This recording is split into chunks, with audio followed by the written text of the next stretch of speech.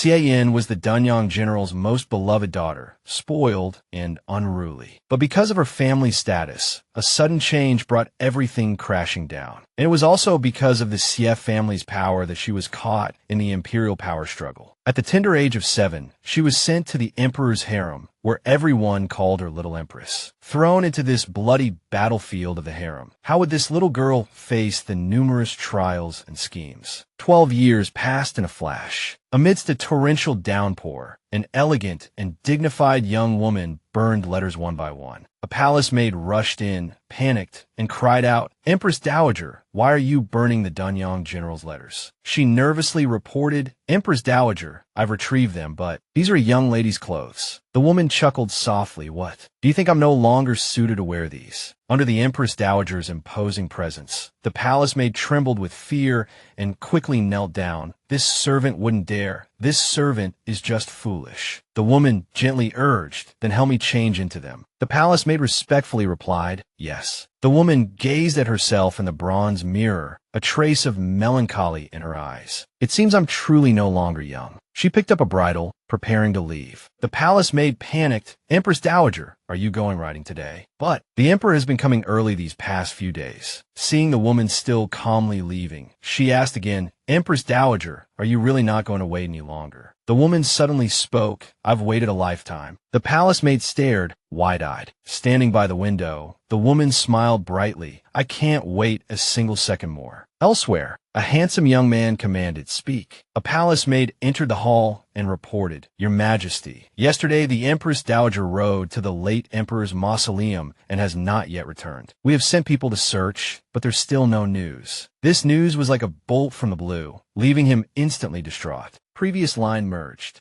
The story begins with a heartbreaking scene, a magnificent palace reduced to ashes. A somber voice reminisced about the past. To commemorate his lost love, the most esteemed person in the world burned sandalwood for 3 days and 3 nights, its fragrance lingering in the imperial capital for 3 months. That lonely and majestic palace had forever lost its mistress. Xie Yan, called Man, rested her chin on her nanny's shoulder, her round eyes full of curiosity. "Nanny, I've heard this part. What happened next?" Her nanny gently stroked her head. The nanny smiled affectionately and asked, "Have I told you already?" She counted on her fingers, then said disappointedly, "Oh yes, you've been to the palace 3 times, and I've told you 3 times. Suddenly, a female voice called from outside, "Nanny." A palace maid smiled and reminded, "Nanny, there are only a few hours left before the banquet begins." The nanny glanced back at her, signaling to hurry. "Hurry up," the nanny said, looking at her. "All right, right. The little miss is going to the palace for the autumn banquet. We must get ready quickly." The palace maid, seeing Man nestled in her nanny's arms, couldn't help but exclaim, "Oh, this child is so adorable." The palace maid behind her whispered, "Quiet down." Hearing her nanny's words, Man obediently agreed. "All right, then I'll come again next time." Resting her chin in her hands, she bargained, "Nanny, next time you must tell me the rest of the story, okay?" The nanny helplessly agreed, "Certainly, certainly. Perhaps by the time you come next, this palace will have a new mistress." Man, hearing this, widened her bright black eyes and looked at her. She quickly regained her smile and said excitedly, "Wonderful. I haven't heard the new mistress's story yet." Hurried footsteps approached, thump, thump, thump. Beside the rockery, a small voice called out, Man. She peeked out and called back, "Hey." She placed her hands on the ground, realizing she was lost, and sighed inwardly,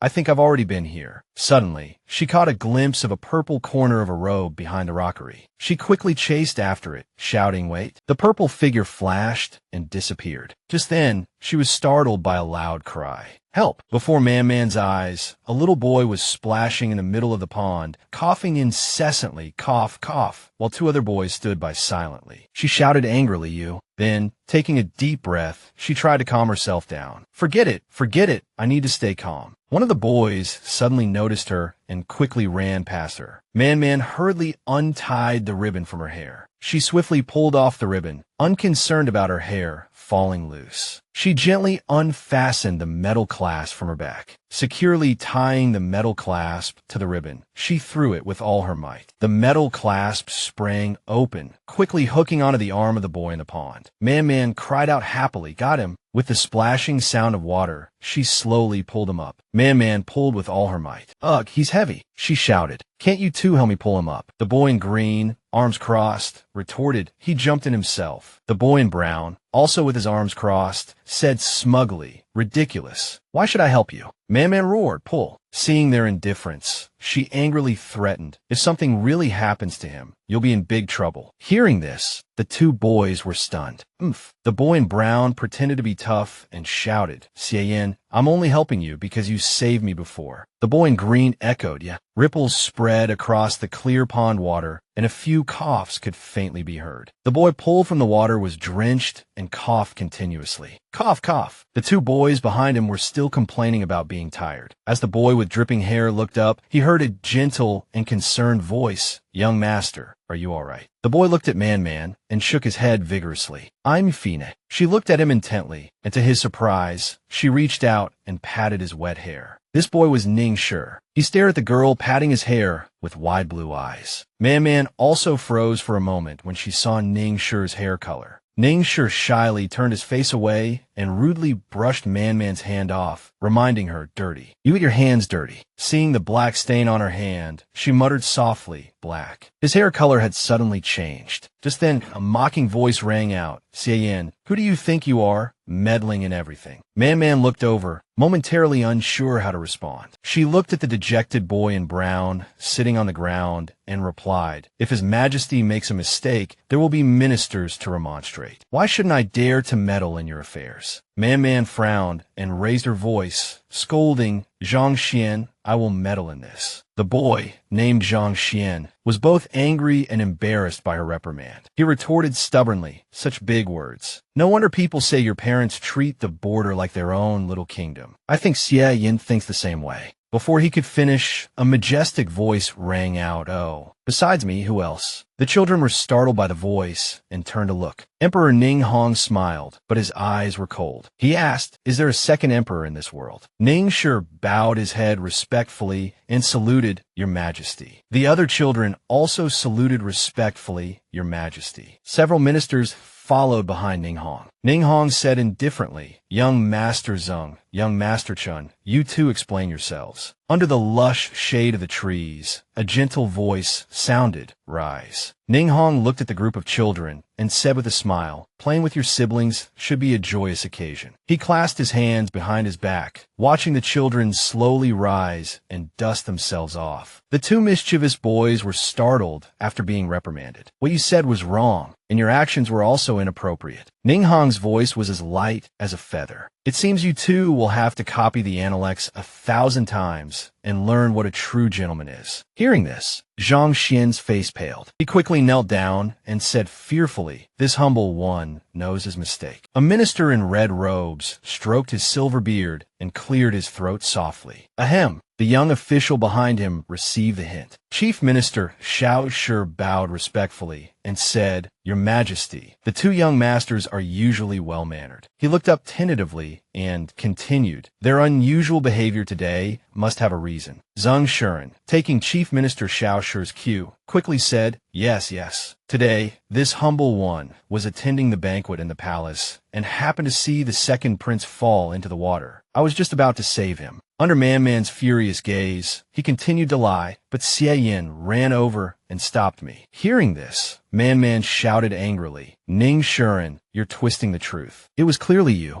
A hand suddenly reached out and pulled her back. Man was startled and turned to see the drenched Ningshi holding her sleeve. His eyes were filled with sadness, his cheeks red and swollen. He gently shook his head at her. She seemed to understand and nodded. Zeng Shuren continued his incessant accusations, even mentioning seeing Xie Yan holding a weapon as if it were a toy. This subordinate believes that not even border soldiers would handle weapons in such a manner. I acted out of haste. However, Chief Assistant Xiao sure cleverly defended Jiang Xie Yan, stating that the young lord merely acted rashly and his words offended Miss Xie. Moreover, both young lords are still young and their actions are not always thoughtful. Their rashness under such circumstances is understandable. Ning Hong glanced at him with weary eyes, too tired to speak further. He then looked at Man Man, who had lowered her head, and said, "Oh, her Man Man." Ning Hong's gaze softened with concern. "How did you hide the divine weapon, even from me?" Man Man looked at him in surprise, then naturally lowered her head and respectfully presented the weapon in her hand. "Your Majesty, this is just a wooden claw I made myself last year at the border. It has now been replaced with an iron hook." "Your Majesty." Ning Hong couldn't help but praise her. "You're very skilled. The Mao family's mechanism techniques and your mother's Lu lineage. It seems there is a successor." Man Man was delighted by the praise, slightly raising her face as she replied, "Indeed, Your Majesty. The weapons I've seen and played with are all extraordinary. Making a few for fun is nothing." She smiled faintly, with a hint of sarcasm.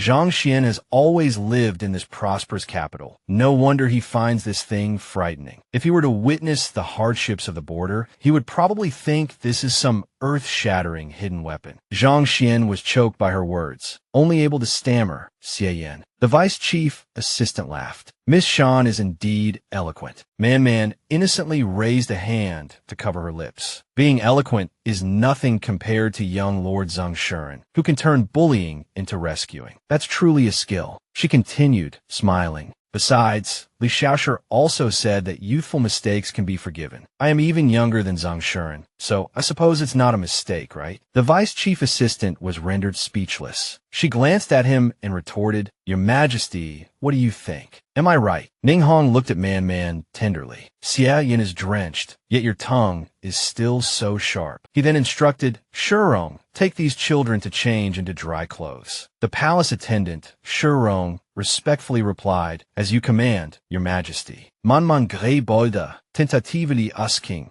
"Shouldn't my weapon be returned to me?" Ning Hong flicked her forehead lightly, smiling as he replied, "Didn't you say this thing is worthless? Why don't you give it to me, Zimmerman, as a gift?" She cried out softly, "Ouch." Man Man rubbed her forehead, pretending to understand. "Oh." He watched her with a smile. "Go on now." Man Man was still rubbing her forehead when Ning Shi looked back at Ning Hong's departing figure, his gaze lingering. Shurong politely gestured. "Miss, young lords, please come with me." Man Man tugged at Ning Shi's sleeve, who was still in a daze. "Hey, let's go, let's go." Ning Shi was startled, stammering in agreement. Okay." Suddenly, a sarcastic voice came from behind. "Xie Yan, what's the use of flattering him?" Zhang Xian sneered. "He's just the most unfavored second prince. What benefits can he give you?" Man Man pointed at him and retorted, "Who says making friends requires seeking benefits? His Majesty made you copy scriptures. It seems you deserve the punishment." Zhang Xian was so angry he couldn't speak. He could only shout angrily, "You guys go play with that useless fellow." Man Man looked at Zhang Xian, gnashing his teeth, but helpless, and stuck out her tongue, replying leisurely, "All right then, umph." She took Ning Shi's hand. He stared in surprise as water droplets slid down his hair and clothes. Man Man turned and spoke gently to Ning Shi.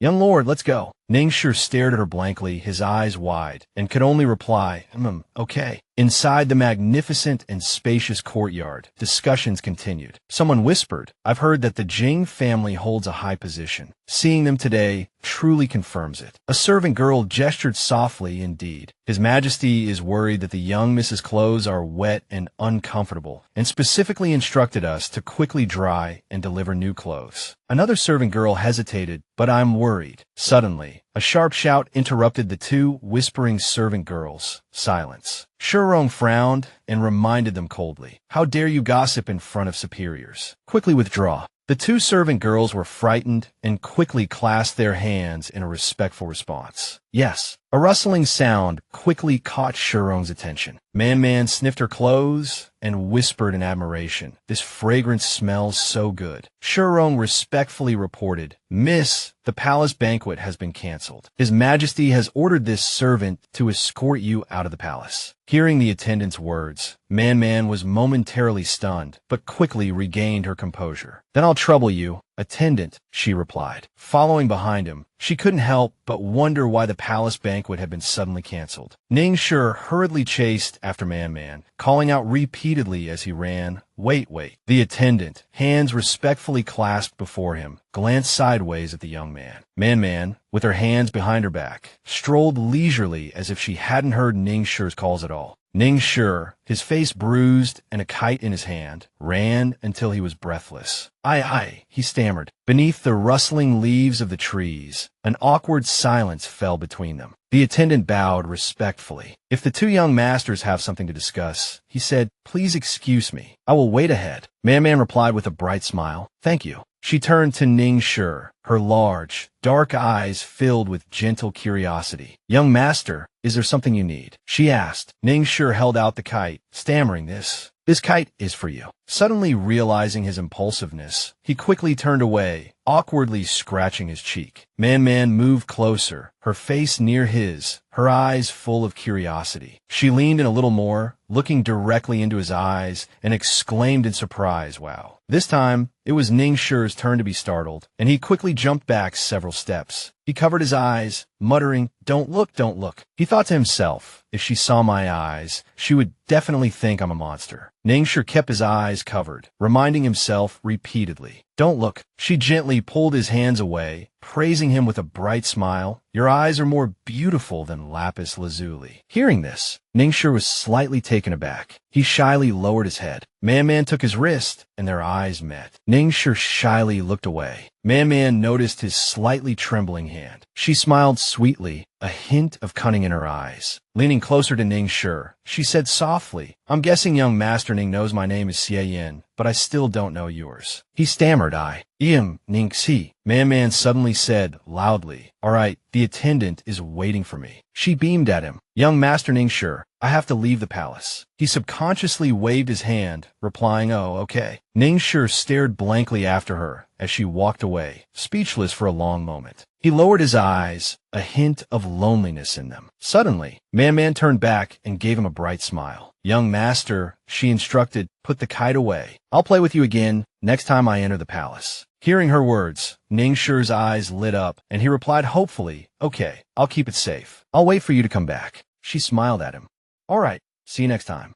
Man-Man quickly ran into the rustling shadows of the trees. Ningxi stood there for a long time, murmuring softly, "I wish next time could come sooner." Meanwhile, at the gates of Yangdu's city, the coachman carefully drove the carriage. Inside the carriage, Man-Man lifted the curtain and looked around curiously. "Hey, brother," she asked, "do you know why the palace banquet was suddenly canceled?" Shi Huang and Xie Yan exchanged glances. Shi Huang slowly replied, I guess His Majesty had urgent matters to attend to." Man-Man felt that something was amiss, but she couldn't quite put her finger on it. Xie Yan looked at her and sighed. He pinched her chubby cheek and gently scolded, "I haven't even asked you yet, Xie Man-Man. What did you do to have the attendant personally escort you out?" Man-Man yelped softly as he pinched her cheek. Ouch. Xie Yan, on horseback, watched her sit obediently in the carriage as he pinched her face, his tone indulgent. "How did you manage to get His Majesty's attendant to escort you?" he asked. Man-Man frowned and replied, "I didn't do anything." Xie Yan chuckled helplessly, half joking, "You little monkey, causing trouble wherever you go. Who would dare marry you in the future?" Just then, the person riding the black horse suddenly spoke. "Xie Yan, don't worry." A clear voice rang out, attracting everyone's attention. "With just a word from the general, the young men wanted to marry you would probably break down the door," Wang Meng teased, blinking.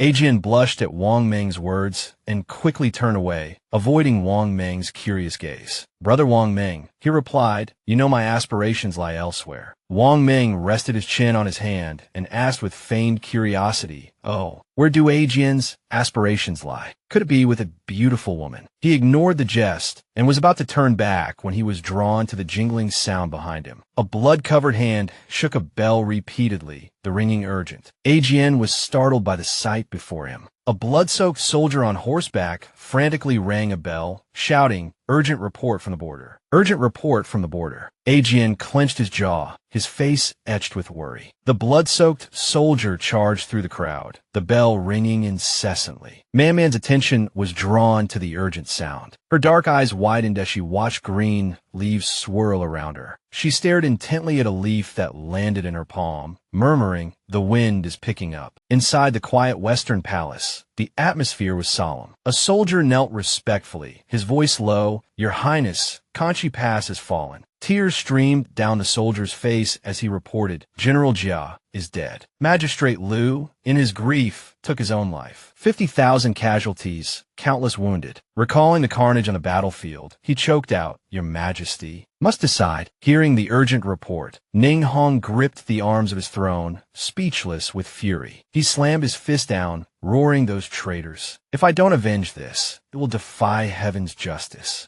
Ning Hong rose abruptly, his gaze sweeping across the court. "Do you have any strategies?" he barked. A man in armor stepped forward. It was Shi Huang. He knelt and declared, "Your subject, Shi Huang, requests to lead the expedition." His voice thick with tears, he added, "To avenge my brother and sister-in-law." Man snuggled happily in her mother's arms, playing with her beautiful curls. Her mother gazed at her with adoration. Overflowing with maternal love, her mother took her small hand and fastened a black bracelet around her wrist. Looking at the bracelet, she said softly, Man. Man stared at the bracelet, gasping in delight. "This is the powerful protection treasure Mama gave me. If I trigger the mechanism, it shoots poisonous needles. Instant death." She admired it. The mechanism is so ingenious. She looked up at her mother, curiosity shining in her clear eyes. "But the mechanism is so delicate, it looks like it can only be used a few times." Her mother stroked her hair, chuckling. "Yes, only 3 times, then it will break." Her mother paused, her hand stilling as if lost in thought, then gently caressed her cheek. Sadness filled her mother's eyes. "Mama hopes you never have to use it, my darling." Just then, her father appeared, patting her mother's head. "Time for the ceremony, my love," he said softly. "Mama, Papa, where are you going?" Man asked anxiously. She watched as her father gently put his arm around her mother's shoulders, the two of them walking away, leaving her behind. Man burst into tears. She tried to follow, but stumbled and fell, tears streaming down her face. "Ah, Man," she cried in anguish. Man reached out, sobbing, "Wait for Man, Mama." Tears and helpless cries flowed together. "Papa," a gentle voice whispered Man.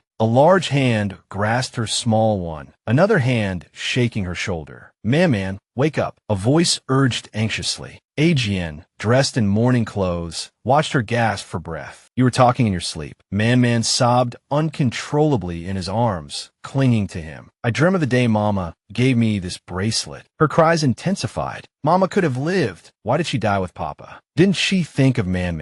Xie Yan patted her gently. "Mama and Papa named us Man and Jian." He looked at the 2 coffins before them. Didn't they want to be like the birds in the sky, always together, never separated? "Don't cry. Think of it as Mama getting her wish." Men wiped his tears. "I don't understand what that means." Xie Yan stroked her head, lost in thought. Sadness filled his eyes. "Mama's love was like a flame that burned for a lifetime. Brother only hopes you never have to understand." As they comforted each other, a sudden shout rang out. "Yisaburo!" Before Xie Yan and Man could react, an angry roar followed. "Your brother and sister-in-law's bones are barely cold, and you're already rushing to send Man into the palace to curry favor with those above." A deep voice echoed through the palace. "Your Majesty, natural disasters have been incessant this year, and bandits run rampant. This must be a warning from the heavens. Your Majesty's harem has long been empty, a potential ill omen." High Priest Chunzhe, with his white beard and aged face, bowed respectfully, hands clasped, and addressed the emperor. "This minister believed your Majesty should promptly appoint an empress to preside over the 6 palaces." Ning Hong rested his chin on his hand, listening quietly to Chunzhe's address. He raised a hand, a faint smile playing on his lips, and said, "It seems Minister Chen already has someone in mind." The old man slowly replied, "The daughter of the Zheng family of Heiyang, Zhen Shi, has cultivated virtuous qualities since childhood. Dignified and composed, she is truly someone who can command respect." Hearing this, Ning Hong's eyes darkened. He then repeated, "The Zheng family's daughter." Were Chancellor Zhang's thoughts on this? Chunzhe lowered his head as Jiang Huai stepped forward. His gaze sharp, he cautiously replied, "This minister respectfully obeys the decree. All the officials cried out in unison, "We agree." Ning Hong lowered his head, concealing his expression, and said indifferently, "If the military campaign fails, it will be considered a heavenly punishment due to the empty harem." He suddenly looked up, his tone icy. "Then why not follow the will of heaven and appoint Xie Yan, the orphan of the Shi family, as Empress? How about that?" Ning Hong looked down upon the assembled officials, his eyes sharp. Under Ning Hong's gaze, the officials lowered their heads in silence, cold sweat dripping from their foreheads. Ning Hong gritted his teeth, infuriated by the court officials. "Good, very good." He turned abruptly and strode away in anger. A purple-robed official kept his head lowered, while others whispered amongst themselves, "What does His Majesty mean by this?" Someone worriedly said, "Could it be that the Shi family is truly going to?" Xie Yan, the third son of the Shi family, stood with a melancholic and silent expression, subtly glancing around, his face appearing calm. Hearing this, he murmured, "Don't speak of it." Tonight, dark clouds obscured the moon, tree shadows swayed in the wind, and all around was silent, save for a hissing sound. Star of misfortune, star of misfortune. Xie Yan, holding Man-Man's hand, walked along the corridor in the faint moonlight when they suddenly heard an angry roar. Xie Dan stood still, enduring Shi Chang's furious scolding and the others' attempts to calm him. "Second master, please calm down." Shi Chang roared, "What do you mean by that?" Xie Dan calmly replied, "This morning in court, brother, everyone was present. Do you still not understand His Majesty's intention?" She felt a jolt in her heart. Xie Chang, the second son of the Shi family, became even angrier upon hearing this and snapped. Xie Dan, silence. Man, her eyes filled with confusion, clutched Xie Yan's sleeve tightly and looked up worriedly. "Brother, why does His Majesty want me to enter the palace?" Xie Yan patted her shoulder comfortingly. "Let me try to persuade second uncle to calm down." The siblings watched Xie Chang's anger with some fear. "Let go of me." Xie Chang, ignoring everyone's attempts to restrain him, lunged forward and grabbed Xie Dan, his fists slamming into Xie Dan's face, sending blood splattering. Man cried out, "Second uncle." Xie Chang, gripping Xie Dan's collar, blood streaming from his nose, roared, "If a sacrifice can protect our country, why must our brother fight on the battlefield?" He glared at Xie Dan, gritting his teeth and growling. "You, Xie Dan, are clearly greedy for power." Xie Dan waited for Xie Chang to vent his rage before slowly speaking. "If my soul could be like yours and elder brothers." Tears welled in his eyes, his face bruised and battered. He choked out, "Why would I fear protecting my siblings?" Xie Yan, especially now that rumors outside say the Xie daughter is destined to be Empress. Xie Chang's fury ignited at these words. He tightened his grip on Xie Dan's collar and roared, "Those rumors are nothing but lies to deceive the people. You think you're clever, but do you not know the truth behind it all?" Xie Chang gripped Xie Dan even tighter, bellowing, "Besides, I haven't died on the battlefield yet, so why can't I protect my siblings?" Man cried out urgently, "Second uncle." Xie Yan quickly stepped forward and pried Xie Chang's hands away. Xie Yan, panting, pleaded, "Stop fighting." Xie Dan turned his head and wiped the blood from his nose. He straightened his disheveled clothes and said calmly, "It's a pity that elder brother is going to the border. The matters of Yangdu will likely have nothing to do with him." Xie Chang froze, speechless for a long moment. He answered in a low voice, the wind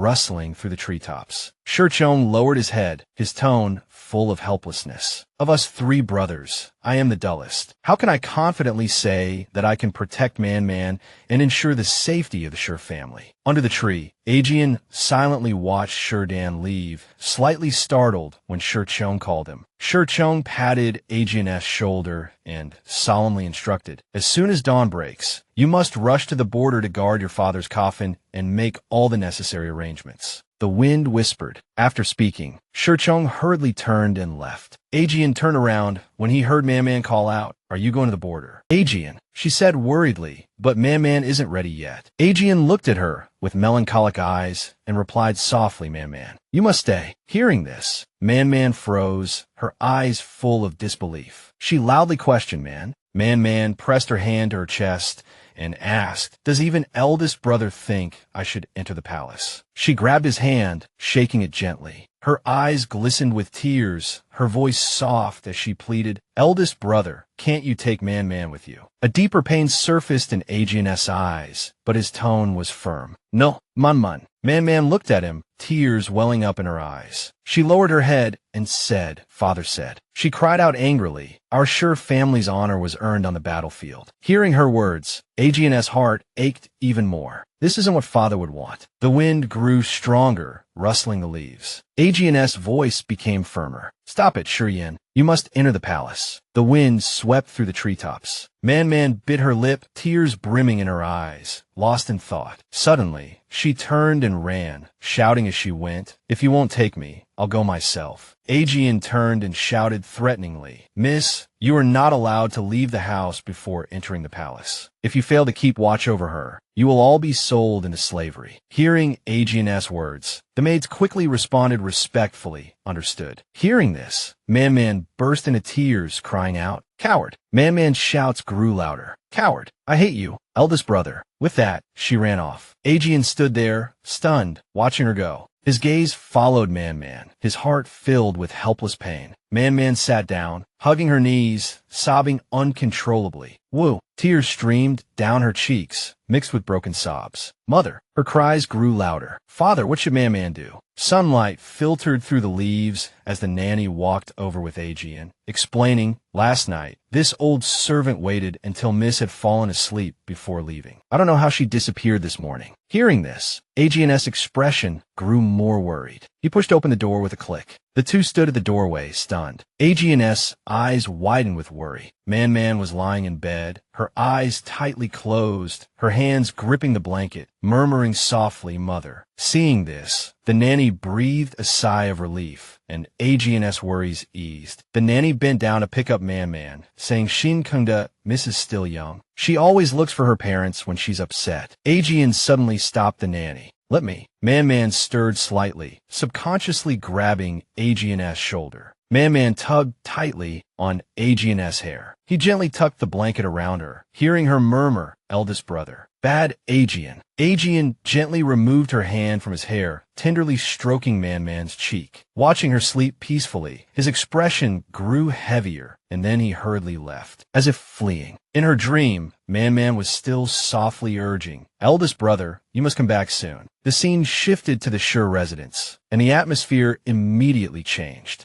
Servants were busy loading luggage onto the carriages. Aegean carefully instructed the maids, "Miss might be temperamental these next few days. You must take good care of her." The maid took Aegean's words to heart. "Miss likes crystal cakes. Have the kitchen make more." While Aegean was still giving instructions to the maids, he suddenly heard someone call out, "Aegean, hey Aegean." He turned around and saw the person with their arms crossed, saying, "When will you ever change your worrying nature? If you're so worried, why not take Man with you?" Aegean replied, "The journey is long and dangerous. How can I let Man take such a risk?" He countered, "Didn't you promise not to come see me off?" The person shook their head. "I'm not here to see you off." Hearing Xie Yan say he wanted to come along, Aegean nearly jumped. "Don't be ridiculous." Xie Yan didn't even turn his head, simply explaining, "Didn't you say this trip was dangerous? Then of course I have to go and see." He turned around triumphantly, adding, "I want to see who in Kuwait G dares to cause trouble with the Xie family around." With that, he jumped onto the carriage, completely ignoring Aegean's stunned expression, and offered some comforting words. "Don't worry, Aegean. If His Majesty really wants Man to enter the palace, it might actually be a good thing." Xie Yan's explanation silenced Aegean. At least under His Majesty's protection, Man should be safe. He lowered his head and sighed, hoping that His Majesty would remember the Xie family's loyalty and treat Man well. Man listlessly poked at the pastries on her plate. Putting down her chopsticks, she said sullenly to her nanny, "I don't want to eat. Take it away." Her nanny looked at her with concern, softly urging, "Young mistress, you haven't eaten anything. Have at least a little." Seeing Man's downcast expression as she nestled in her arms, she couldn't help but sigh. Stroking her hair, the nanny murmured, "Young mistress, you must grow up quickly." The sky was a brilliant blue as the carriage came to a stop, and the servant bowed respectfully. "We've arrived at the palace gates. Please disembark, young mistress." Man carefully stepped down from the carriage, slightly lifting her skirt. She walked slowly forward when a crisp sound suddenly stopped her in her tracks.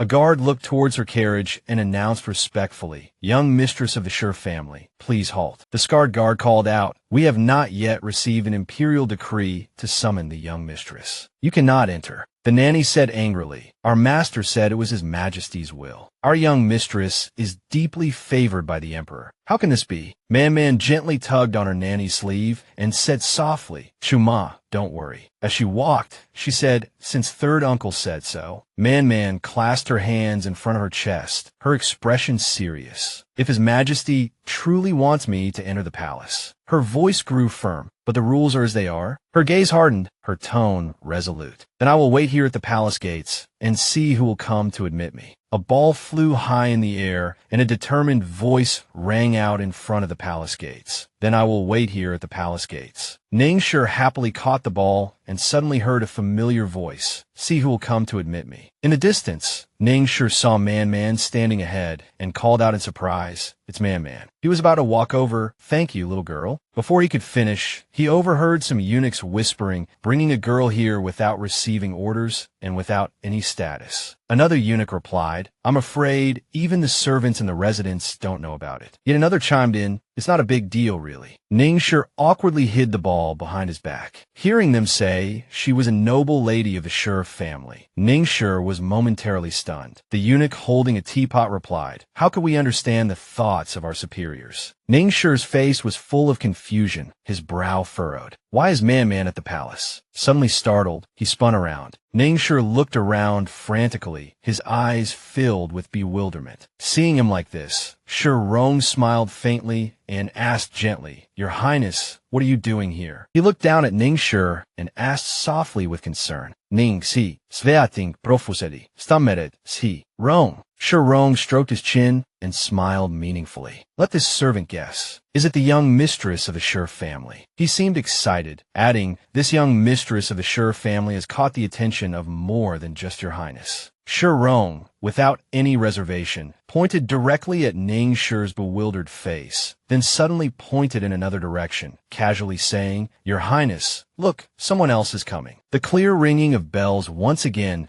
caught Ningxi's attention. A magnificent palanquin slowly entered the palace, the bells chiming incessantly. An old woman walked alongside it, followed by a group of maidservants. The maidservants respectfully followed the palanquin, their steps light. A sudden reprimand made Man turn her head slightly. Who is making such a commotion at the palace gates? The old woman scolded sharply. They have no manners. A jade-like hand gently lifted the curtain of the palanquin, and a soft voice said, Lower the palanquin. Behind the curtain was a breathtakingly beautiful noblewoman, holding a round fan, her smile radiant. She revealed a captivating smile from behind the thin gauze of the fan. Man bowed respectfully. Greetings, madam. Jiang Jianshi reached out to help her up, and the noblewoman gently offered her hand to the old woman. The old woman gently helped her down from the palanquin and then gently helped Man up. Rise, child. These formalities are too tiresome. The noblewoman asked in surprise, Oh my, why is the young mistress of the Xie family outside the palace gates and not inside? Man lowered her head and replied respectfully. In reply to Madam, Third Uncle Xie Yan said His Majesty summoned him for discussion and told me to wait here. Lady Zheng gently swayed her fan, her gaze fixed on Xie Yan. Feigning concern, she said His Majesty is occupied with countless affairs of state. He must have simply forgotten. She took Xie Yan's hand and offered gentle comfort. You truly are an honest and good girl. With a polite smile, she added, None of that matters now. Why don't you come into the palace with me? Man, hearing Lady Zheng's words, was stunned. A flicker of worry crossed Ningxi's eyes. Xie Rong chuckled softly. That doesn't seem quite appropriate, does it? Seeing Lady Zheng about to lead Man away, he sighed theatrically. The official wife of an ordinary family wouldn't casually bring a young lady into the palace. It wouldn't be good for their reputation, especially not here in the imperial harem.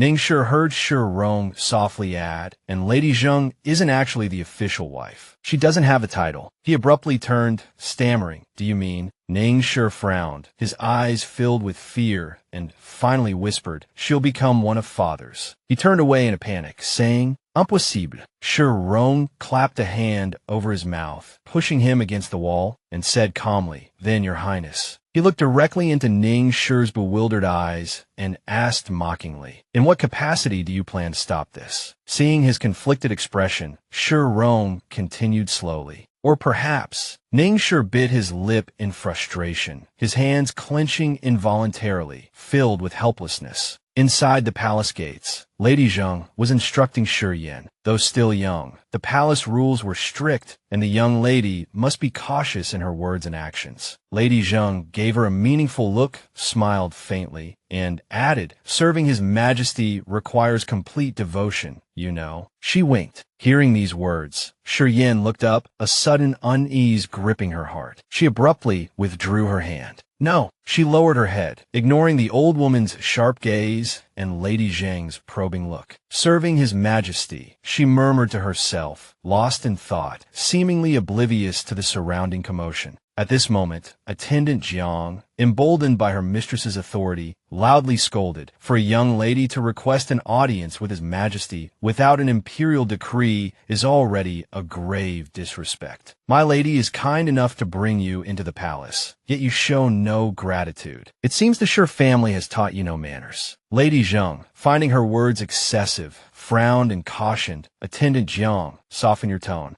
Then, turning to Xie Yan, she asked, "What's wrong? Why are you so dissatisfied with me, Miss Xie Yan? Are you feigning innocence?" Xie Yan remained silent, her head bowed, her eyes filled with sorrow. Accompanied by low music, she closed her eyes tightly, as if she hadn't heard Attendant Zhang's words. "The lady is asking you a question. Why don't you even reply?" "Miss Xie Yan, this is extremely rude." She vaguely heard a gentle voice calling Man, a memory from when she played with pinwheels in the past. Her father lifted her high, saying, "The Shi family has bestowed upon me honor and wealth, so we must uphold the Shi family's dignity." This responsibility weighed heavily on her heart. Xie Yan replied with a bright smile, Man remembers. Obedient and understanding. Xie Yan bowed her head and clasped her hands together. "Thank you for your kindness, Lady Zheng, but a guest cannot disregard the host's rules and casually accept favors." As soon as she finished speaking, she suddenly looked up, her tone serious. "Furthermore, if Attendant Zhang were to accuse the Shi family because of my presumptuousness, wouldn't we also be guilty of disrespect?" Lady Zhang was taken aback by her sharp words, momentarily at a loss for words. She laughed awkwardly. "Attendant Zhang is just straightforward. Please don't take it to heart, Mississippi." She tried to ease the tension. Xie Yan was about to reply when a voice suddenly came from behind. "Greetings, Lady Zheng." Before the words had fully faded, a magnificent palanquin slowly approached. Xie Yan instinctively turned to look, filled with curiosity. Lady Zheng's gaze became unreadable. No one knew what she was thinking. A person dressed in blue was leading the palanquin slowly towards the two of them. Xie Yan recognized the person and silently exclaimed in her heart, "It's Nanny." Lady Zheng smiled and stepped forward. "So it's Steward Shun. What instructions does the Empress Dowager have this time?" Nanny respectfully clasped her hands together. "This old servant is here on the Empress Dowager's orders to escort Miss Shi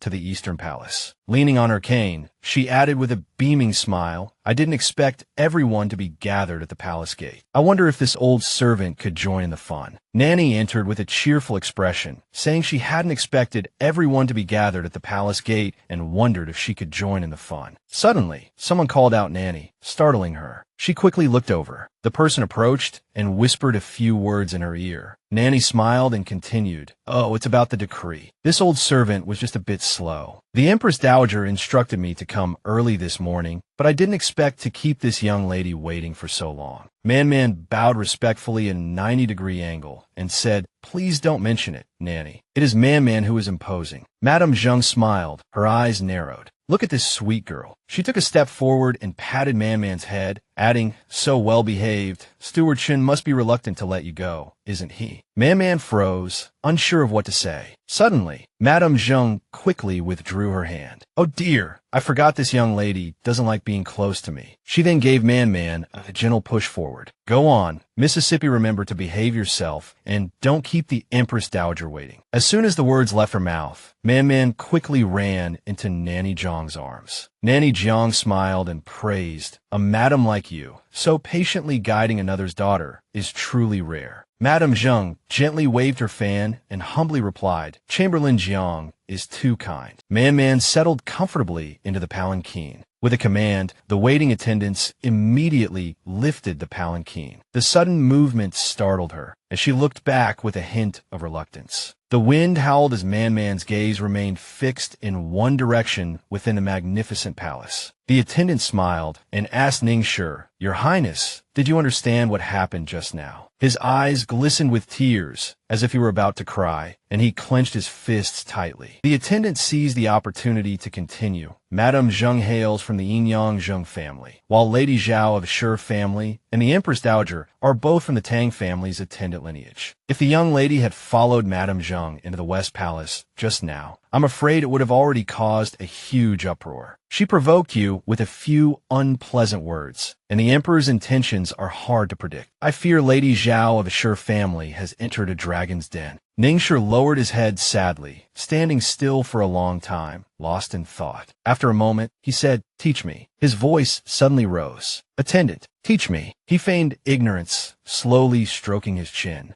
Teach you what?" Ningshi retorted loudly, enunciating clearly. "Teach me to see through this turmoil." His face full of determination, he said, to guess the Emperor's intentions. His gaze was extremely resolute, so that next time I won't just have to stand by and watch. The attendant was startled by his intensity, then slowly smiled and replied, "I can't help you." Finally, he respectfully accepted the order, saying with satisfaction, "This servant will certainly do his best." Inside the Xie Yan palace, light and shadow dappled as thunder rumbled. The afternoon sun shone through the sky, and Nanny Zhang's voice echoed from outside the hall. The Empress Dowager was still busy and would summon Xie Yan once she was finished. The kind Nanny, leaning on her cane, watched Man shake her head slightly and step back, instructing the young lady to wait in the palace while she excused herself. Man quickly reached out and grabbed her sleeve, pleading, "Nanny, wait, Man has something to ask." She stared intently at the person before her and asked earnestly, "Did Man's third uncle really deliver the invitation to the Empress Dowager?" Nanny Zheng looked at her with loving eyes and replied, "Since the Empress Dowager believes there was an invitation, then there must have been one." Nanny Zheng smiled kindly and patted her head gently, softly comforting her. "It's unlikely that this matter involves anyone else." Man persisted. "Nanny, do you mean?" Nanny Zheng immediately interrupted, "Child." At the open palace gate, she clasped her hands together solemnly and whispered, "This old servant may be foolish, but having lived to this age, I understand some things." Looking into her worried, star-like eyes, Nanny Zheng advised, "Within the deep palace, you will hear much, see much, and think much. You must be cautious in your words and actions." Nanny Zheng gently pressed her hand against Man's chest, looking at her earnestly, reminding her, as if she were her own granddaughter, "You must learn to conceal your thoughts. It is best to keep everything in your heart." Faint sounds of collision echoed from within the palace. She stood quietly, gazing at the screen for a long time. Suddenly, Man turned her head, her gaze falling upon a plate of pastries on the table. She sat peacefully at the table, staring at the plate of cakes, resting her chin on her hand and sighing softly. She sighed like an old woman full of worries, thinking to herself, "What does Nanny mean? The Tang family." Lost in thought, she suddenly heard someone call out, Man. Startled, she immediately sat up straight, her back rigid, eyes forward, and demeanor dignified. Pressing her ear against the screen, she listened intently as the voice continued. "The matter with Man was our oversight." Hearing the form of address and the tone, she immediately guessed it was His Majesty in the next room. On the other side of the screen, Ning Hong spoke softly to the elderly woman beside him. "I've troubled mother." Seated next to the Emperor was the Empress Dowager. She replied gently, Man is also my junior. Naturally, I will look after her." Then she gracefully lifted her teacup and took a sip, hinting, "It's just that your Majesty is usually so cautious in your words and actions, yet the matter of choosing an empress is always impulsive. Does your Majesty still remember that Hu woman?" Hearing this, Ning Hong suddenly recalled the beauty he had always kept in his heart. Seeing his distant expression,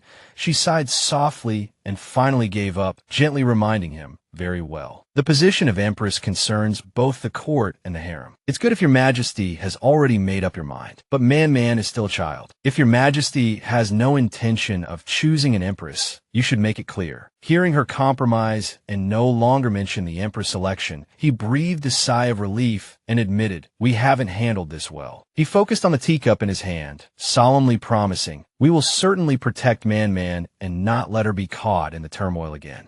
And not be hurt again." The Empress Dowager continued to sip her tea leisurely, satisfied with his answer. It would be best if this dispute could be avoided. Suddenly, she fixed her gaze on him, repeatedly asking, "What does your Majesty think?" "Is that so?" He responded magnanimously, but since this storm had already begun, it remained to be seen who could emerge unscathed. The Empress Dowager glanced at him, speechless at his response. She put down her teacup and changed the subject, continuing their idle chat. "I heard that Minister Wang's son, Wang Ming, and Xie Yan went to escort the coffin. He truly is a righteous young man." Then she shifted to her own plans. "In a few days, I plan to take the opportunity to invite Minister Wang's daughter into the palace to play with Man.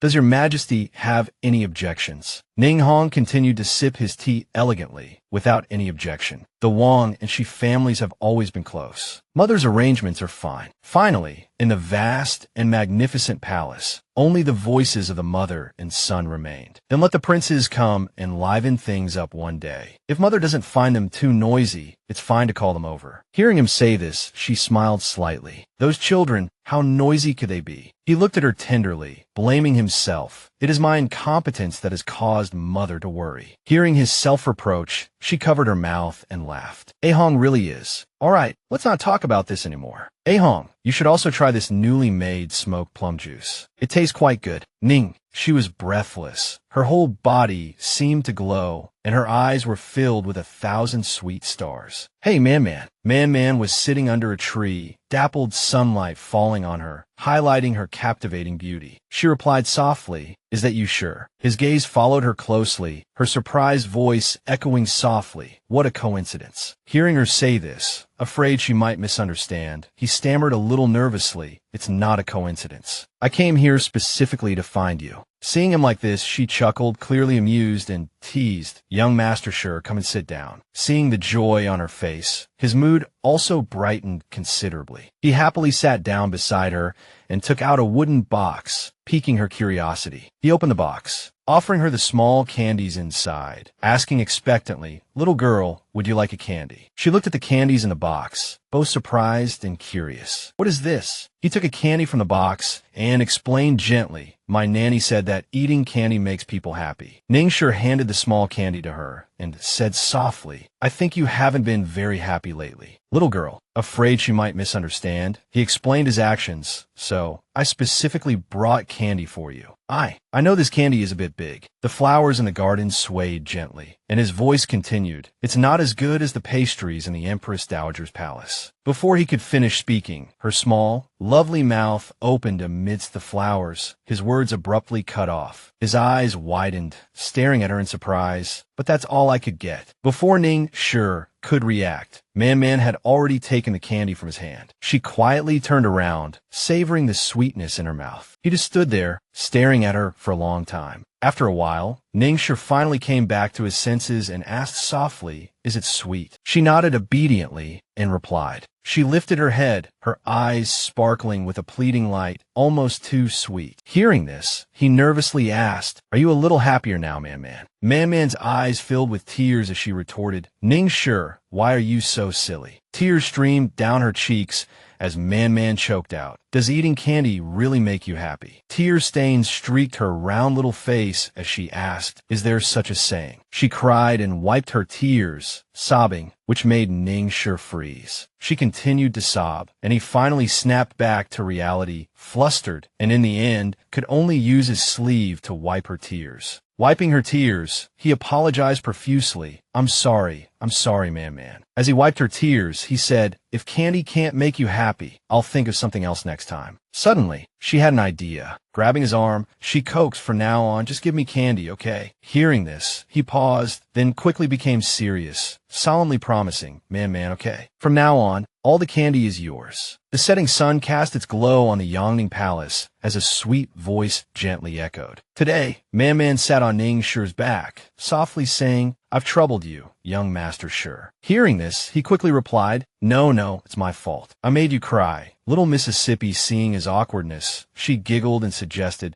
"Don't call me Little Mississippi." Man hugged Ningxue's neck tightly, pleading, Just call me Man-Man, okay? He subconsciously swallowed, averting his gaze. Even though his face was as red as a tomato, he obediently called out Man-Man. Suddenly, he turned his head and added, "Then Man-Man can also call me by my name from now on." A gentle voice of a servant girl came from the distance. Two servant girls came running, panting, calling out as if they had found their savior. "We found little Mississippi." The two respectfully bowed and reported. Chun Xiao instructed us to inform Little Miss that His Majesty will be arriving soon. The servant girl quickly reminded, "Little Miss, hurry back and change your clothes to prepare." Hearing this, she thought blankly, "His Majesty wants to see me." At this moment, her nanny chattered incessantly. "Is the incense burner ready? Hurry, hurry." The servants all bustled about. As everyone went about their tasks, she muttered worriedly, "It's already autumn. It will be very cold by the waterside pavilion at night." Her nanny gently combed Man-Man's hair, adding, "We need to prepare a thick coat for our little Mississippi." Hearing this, Man-Man asked in surprise, "So late? His Majesty wants to see Man-Man at the waterside pavilion." The nanny explained, "Silly child, in this palace," the nanny carefully reminded, "if you don't want to be caught and used against you, you have to do things openly." Little Miss entering the palace has already caused a stir. Hearing this, a look of surprise flashed in her eyes. The nanny slowly analyzed. If His Majesty were to summon Little Miss privately in his chambers, the gossip outside would be difficult to control. Saying this, she gently patted Man-Man's head, and Man-Man obediently replied, "Man-Man understands." The nanny continued combing her hair, sighing, "His Majesty thinking of Little Miss this way is your blessing." Man-Man lowered her head, not feeling happy at all. She widened her eyes, as if seeing something. Her reflection in the mirror was breathtakingly beautiful. At this time, at the Yangning Palace's waterside pavilion, Ning Hong stared solemnly at the flower petals in his hand. Suddenly, a voice came from behind. "Your son, Ning Shi, requests an audience with your Majesty." He startled, turning around. The scenery was picturesque, the wind howled, but he only looked coldly at Ning Shi. His gaze was deep as he softly said, "You may rise." He then got straight to the point, asking, "You're here for the Ji family's little miss, aren't you?" Hearing this, Ning Shi panicked. He clasped his hands respectfully, saying, "Yes, your Majesty. Your son believes it's unnecessary." Before he could finish, Ning Hong interrupted, "Unnecessary." Ning Hong frowned in displeasure, asking, "How old are you this year?" Ning Shi anxiously lowered his head, his voice trembling. "Yes, 11 years old." Ning Hong said angrily, "And at this age, you still want to cause trouble in the palace? The crown prince comes to the palace every day for lectures. Have you ever heard of it?" Ning si satri replied, "No." His eyes reddened, emotions surging, painfully recalling the time his homework was torn apart. When his classmates bullied him, he mustered the courage to speak. As soon as he spoke, he immediately stopped. Ning Hong criticized him coldly, ignorant and incompetent. "Do you understand the bigger picture?" He said helplessly. "How can we possibly advise you?" Hearing this, Ning Shi was stunned. Ning Hong continued with a cold laugh. "Are you being sarcastic?" His words became increasingly sharp. "Is this an imperial edict?" He glared fiercely. "Or is it death? So timid, how can you achieve great things?" Ning Shi's entire body was numb, cold sweat dripping down his back. His brow furrowed, his body trembling slightly, frozen in tension. At this moment, a guard hurried in to report, "Young Miss Ji requests an audience." Ning Hong immediately ordered, "Bring her in." Within the serene and opulent atmosphere of the imperial palace, Man-Man stood quietly beneath a dreamy wisteria tree. Ning Shi quietly approached her from behind, his bright eyes looking up at her. He pursed his lips, gazing at her expectantly, and nodded slightly. Thus, the two stood on the bridge, silently gazing at each other, the breeze whispering around them. Ning Hong slowly walked towards her. Seeing him approach, she respectfully curtsied and greeted him according to etiquette. Man greets your Majesty, wishing your Majesty a long and prosperous reign. He gently reached out to help her up and said considerately, Man, there's no need for formalities. Come, let's sit and talk. Obedient, but not spoiled, she replied submissively, Thank you, your Majesty. The Emperor sat with the young girl in the pavilion, gazing at Ning Shi's figure. She stared fixedly at the young man on the bridge, speechless for a long time. After a while, she turned to the retired emperor beside her and asked, Your Majesty, this subject dares to ask about the second prince. Before she could finish, he interrupted her, changing the subject. Man, what brings you to the palace today? He turned and looked at her with gentle affection. Has anything unpleasant happened? She stared at him blankly, her expression downcast. She recalled Madame Zhang's contemptuous gaze and the Zheng family's shrewish nanny. This girl is so unruly. Our madam was being kind, but this little girl doesn't appreciate it. Who knows what the Zheng family has taught her? She swallowed her grievances, avoiding his gaze, and lied, "No, nothing." But how could the emperor not understand her thoughts? He comforted her softly. "I know you've been wrong, man." They sat in the cool pavilion, and he sighed softly, recalling the past. "Your father was my right-hand man, a friend of many years." At this point, a trace of sorrow appeared in his eyes. "But he died for his country." Seeing her surprised expression, he explained softly, "My heart was uneasy, so I brought Man into the palace to care for her. I didn't expect you to suffer so much. It's my fault." He turned his head slightly, his eyes full of expectation. Man, do you blame me?" She pondered for a moment, gazing at a certain point, and replied softly with understanding, "This subject does not blame your majesty." He extended his slender hand and gently stroked her hair. Her eyes still held a trace of unhappiness as he continued, Man, just stay in the palace and treat this place as your home." She clutched the corner of her skirt tightly and asked, choking back tears, "But Man has no home to return to." He looked at her with eyes full of pity and love. This child, recalling Shun father and Shun mother's heroic figures, he reminded her, "Your parents sacrificed themselves for the country, willingly giving up their own family." Her tear-filled eyes gazed at him quietly as he continued, "It was to protect more families, and also in the hope of protecting you and your brother in the G family." She turned her head awkwardly and said, like a little old woman, Man is also a member of the G family. How can I not understand?" Seeing her like this, Ning Hong chuckled softly. "Ha!" Suddenly, his laughter faded, and he asked coldly, "Do you think this is acceptable?" He looked at her seriously, the emperor's majesty resonating in his voice. "I promise you, Man, that I will bring peace to the world, an end to war, and no foreign enemies will dare to invade. Will this compensate for the wrongs you have suffered?" She turned around in surprise. She studied him carefully, her emotions calm, but full of trust. Man hopes your majesty will keep your word." He extended his slender hand and suggested softly, "Then will the young Miss G make a pact with me," with a clap of hands. Hearing this request, she covered her mouth and chuckled softly, finally replying in a childish voice, "Okay." The two, one big and one small, smiled at each other and clapped their hands to seal the pact. It's settled then. A promise is a promise. After the small agreement, they quietly parted, her gaze never leaving Ningshi on the other side. She stood there dazedly, simply gazing at him. A pleasant voice rang out, "Your Majesty, why are you here?" Seeing him still standing quietly on the bridge, she asked softly, "Have you forgotten Xie Yan?" Ningshi is still here. He was taken aback by her question. Hearing her words, Ningshi quickly stopped her. Man, don't rush me. I'm just pondering over what father just taught me." He glanced over coldly and asked, "And what have you figured out?" Hearing his concern, Ningxi's eyes twinkled. Right now, Ningxi can't do anything. Determination and persistence shone in his eyes and face, deeply moving. But Ningxi only needed to study diligently and work conscientiously. Under his astonished gaze, he made the final stroke, and he would succeed. His figure reminded him of someone with flowing blonde hair, who had once gently said to him, "I truly don't understand the customs of you Central Plains people." The girl's gaze was as determined as his. Holding his arm tightly, she whispered, "But as long as I listen carefully and learn diligently, I'm sure I can learn." Memories of his beloved girl surfaced continuously. Wasn't wholehearted effort the most important thing? He fell silent for a moment, memories flooding his mind. Looking at the two children, he softly agreed, "All right, then start by taking good care of Man." His voice lowered slightly as he reminded, "You must also listen to the Empress Dowager. Don't be lazy every day, or you won't learn anything." He obediently lowered his head. This son will not disappoint father. He looked at him from afar and said,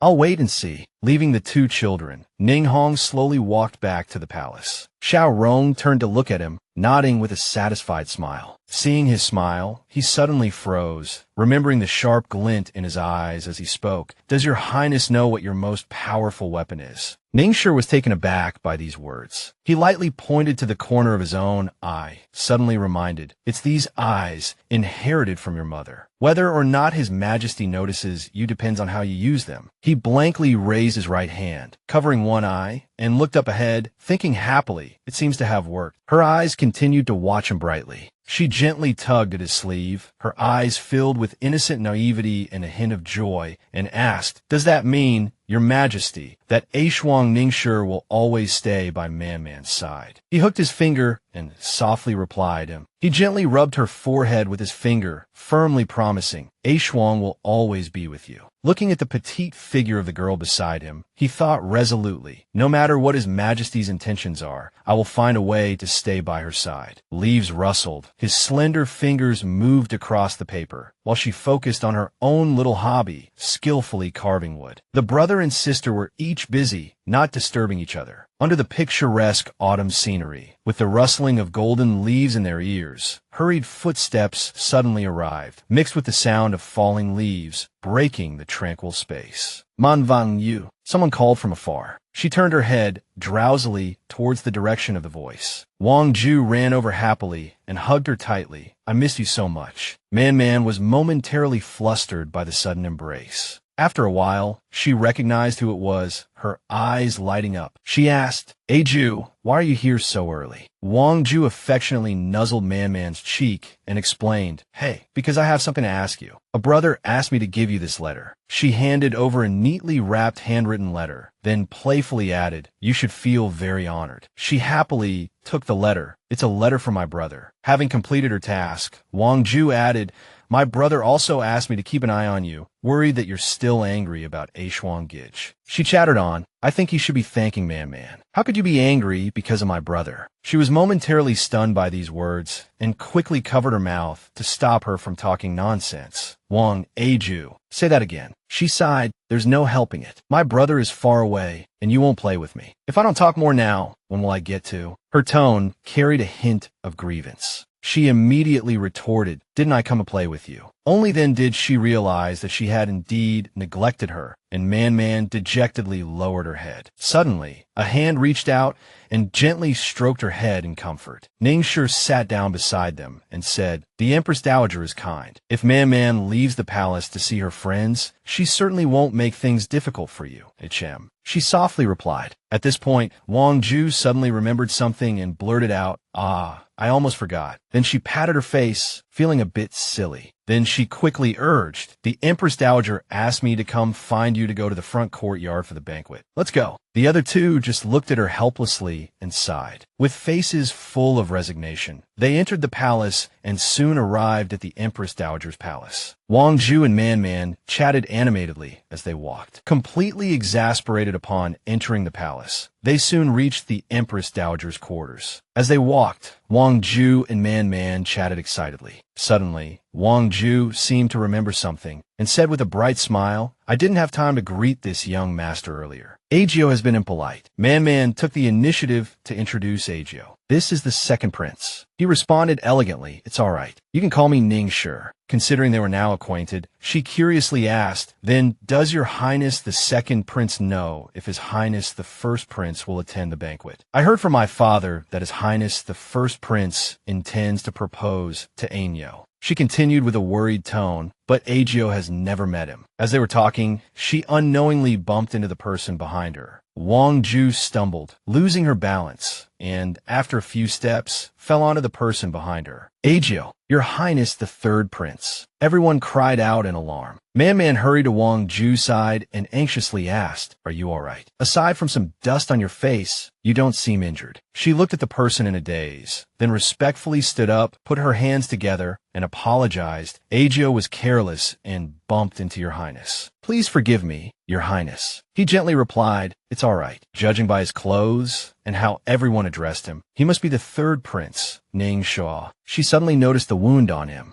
She quickly grabbed his hand and exclaimed, "Why is there blood? Were you injured, Your Highness?" Then she decisively said, "No, we must call the imperial physician to take a look." She even tried to pull his hand to lead him away. He refused her kindness, shaking off her hand and stubbornly saying, "I'm really fine. Ningsul octet magnanimos. If this young lady were to be punished because of me, I would feel uneasy." He spoke gently, seemingly genuinely concerned for her. But she righteously declared, "It was Agio's fault. If I deserve punishment, then punish me. How can I delay your highness's treatment because of me?" Hearing this, he was stunned. Suddenly, a maid's voice rang out, "It's all this servant's fault. The blood is from this servant. I soiled his highness's clothes. Disturbing the honored guests is this servant's crime." The maid timidly took all the blame, her expression a mixture of worry and fear. She held out her hands, covered in wounds and bloodstains, with cruel shackles around her wrists. Wang Ju gasped and covered her mouth. Man angrily rebuked, "What's going on? How can you treat someone's maid like this?" He was worried, thinking that if Consort Su heard Man's words, there might be trouble, so he quickly soothed her. Man. He said sullenly, "It's all my fault. I'm too slow at learning the zither, and Mother wanted me to remember, so she punished her. Actually, I'm the one who should be punished.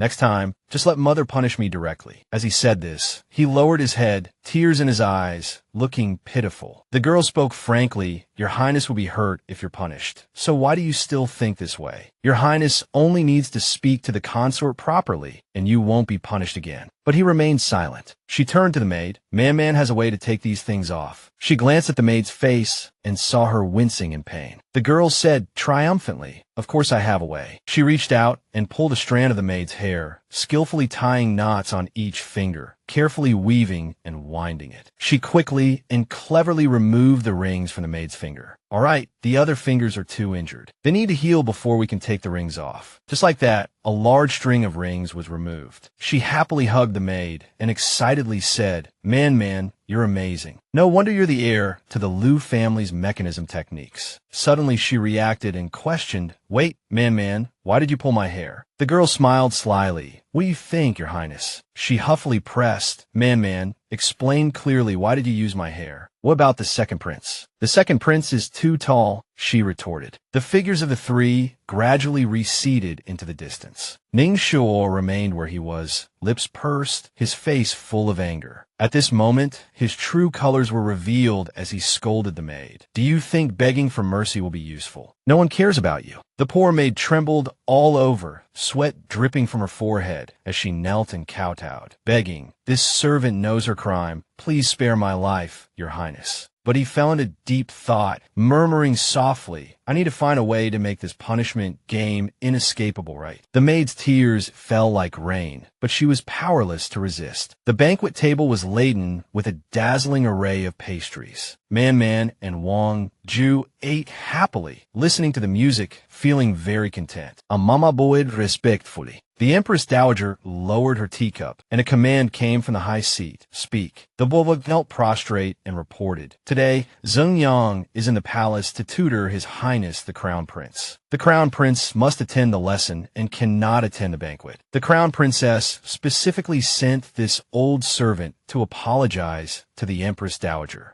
I asked the Empress Dowager for her understanding. His Highness is dedicated to his studies. I hope the Empress Dowager will not blame him." Wang Ju listened while still sucking on a candied hawthorn and couldn't help but sigh. This crown prince is too arrogant. Man listened quietly, then suddenly let out an and turned her head. She saw a person with sharp features, a flower den adorning their forehead, and a snow-white cat in their arms. Someone outside reported, "The third prince requests an audience." Consort Su requests an audience. She walked in gracefully, her son following behind. Then, with a meaningful smile, she covered her lips and said, "If we follow Lady Zheng's reasoning, wouldn't all the young masters and ladies present be illiterate fools? No wonder the Empress Dowager's banquet doesn't catch your esteemed eyes." The Wulog froze, glaring at her with resentment, and quickly kowtowed to the Empress Dowager again, begging for mercy. "Empress Dowager, please calm your anger. My mistress had no such intention. Before she could finish speaking, she cried out in pain. Consort Su's expression remained calm as she stepped on the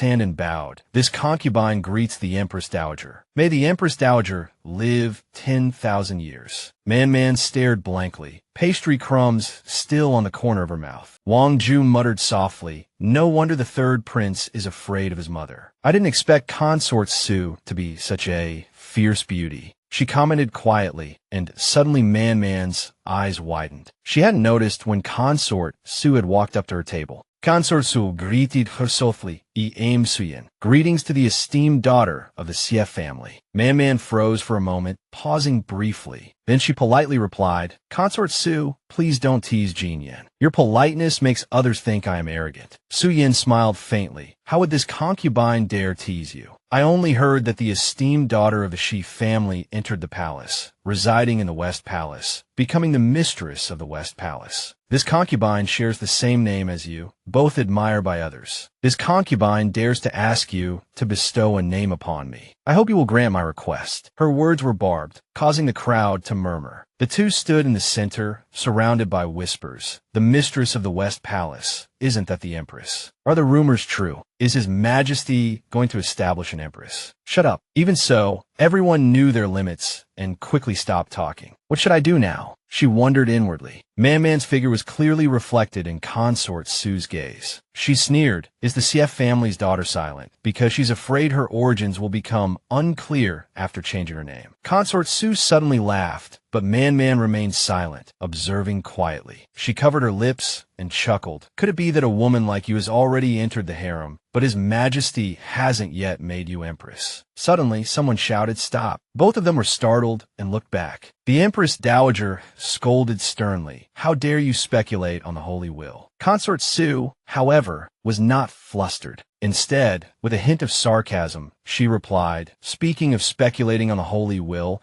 how can this concubine compare to the Empress Dowager? The Empress Dowager deliberately brought Miss Shun to this banquet, inviting all the princes, clearly wanting the son, but unable to obtain the father. These words enraged the Empress Dowager. She slammed her wine cup down and scolded fiercely. Impudent. Consort Su stroked her chin smugly. I'm afraid the second prince's armor isn't strong enough. After all, those green eyes look quite different on a person than they do on a cat. Poor Ning Shi, dragged into this awkward situation, stood frozen, unable to speak. But it wasn't over. That sharp voice continued, one making people feel pity, the other making people want to scold. At this moment, he could only lower his head in shame. His whole body trembled with anger, his fists clenched tight, but he could do nothing. Man suddenly burst out laughing. Haha, she said wittily. The beauty's words are truly wonderful. As far as he knows, only court historians can change names. At these words, Consort Su faltered slightly. Man's expression turned serious as she asked, does the beauty perhaps want Xie Yan to change her name? Does the beauty want to acknowledge Xie Yan as her master or as your father? Suddenly, a small hand tugged at her sleeve.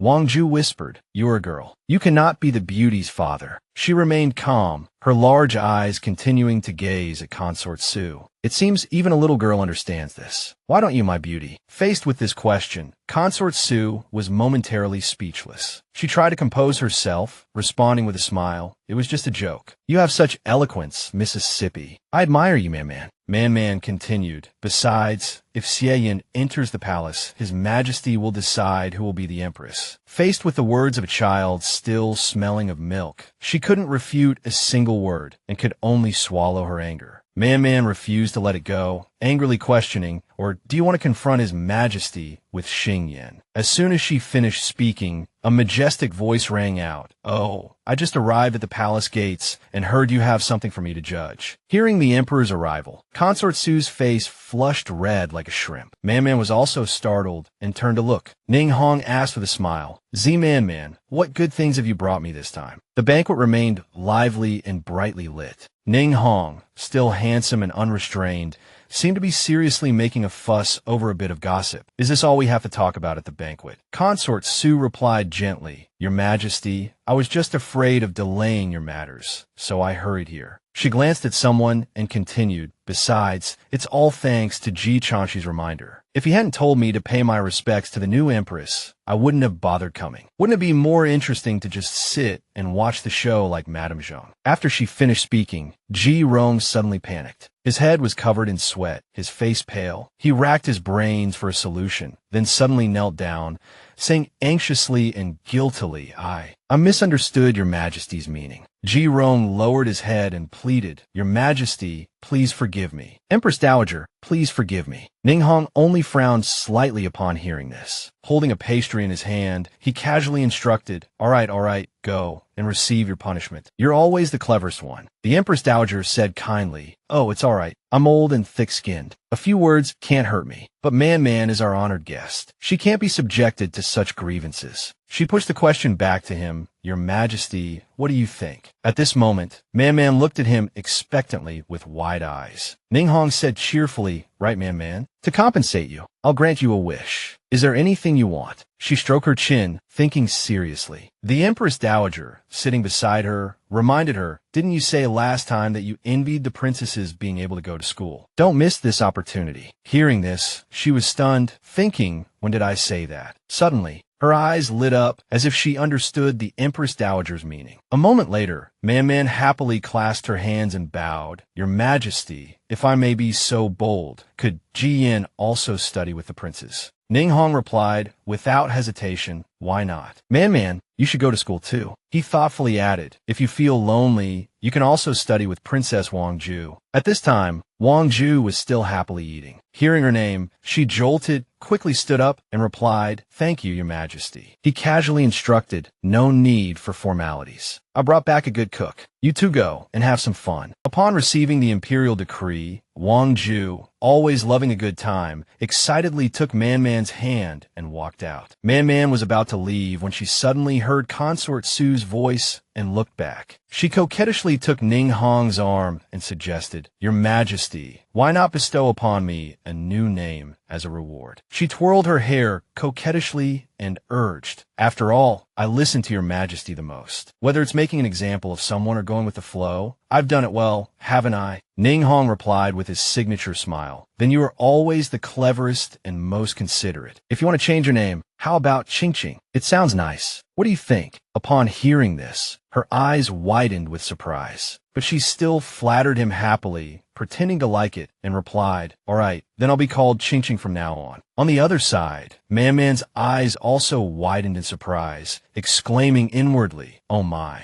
She frowned and thought to herself, people in the deep palace are truly scheming. The scene changed to a vast wilderness, where a young man was engrossed in a book, Jin Ha Shang Shang, by Lu Weixiang and Su Yi. This young man's name was Xie Yan, and he was 15 years old. He muttered, lying on the ground, it's better to read military strategy. Suddenly, his eyes lit up as if he had sensed something, and he shouted abruptly, Wolf. A dark shadow flew towards him. With one move, he dealt with the ferocious wolf, leaving it to let out only a few weak whimpers. Xie Yan's eyes widened. He suddenly noticed a beautiful, unfamiliar young woman standing opposite him. The so-called beauty in the water, this captivating young woman, was none other than the 19-year-old Lu Wushuan. She slowly emerged from the water and walked towards Xie Yan. Having never seen such a beautiful girl before, he stammered a greeting, nervously introducing himself. I am Xie Yan. May I ask for your name? But she simply walked past him coldly. Lu Wushuang sat down in front of the injured wolf and whispered something unintelligible. 3 arrows flew out, one of which hit bone, but didn't penetrate the flesh. She wasn't afraid. She even touched the wolf's wound, then said, use a little more force. Afterward, she softly gave her name, Lu Wushuang. Xie Yan's eyes widened in surprise upon hearing it. Seeing him standing there dumbfounded, she reminded him, didn't you just ask for my name? He finally snapped back to reality, his cheeks flushing as he nodded repeatedly.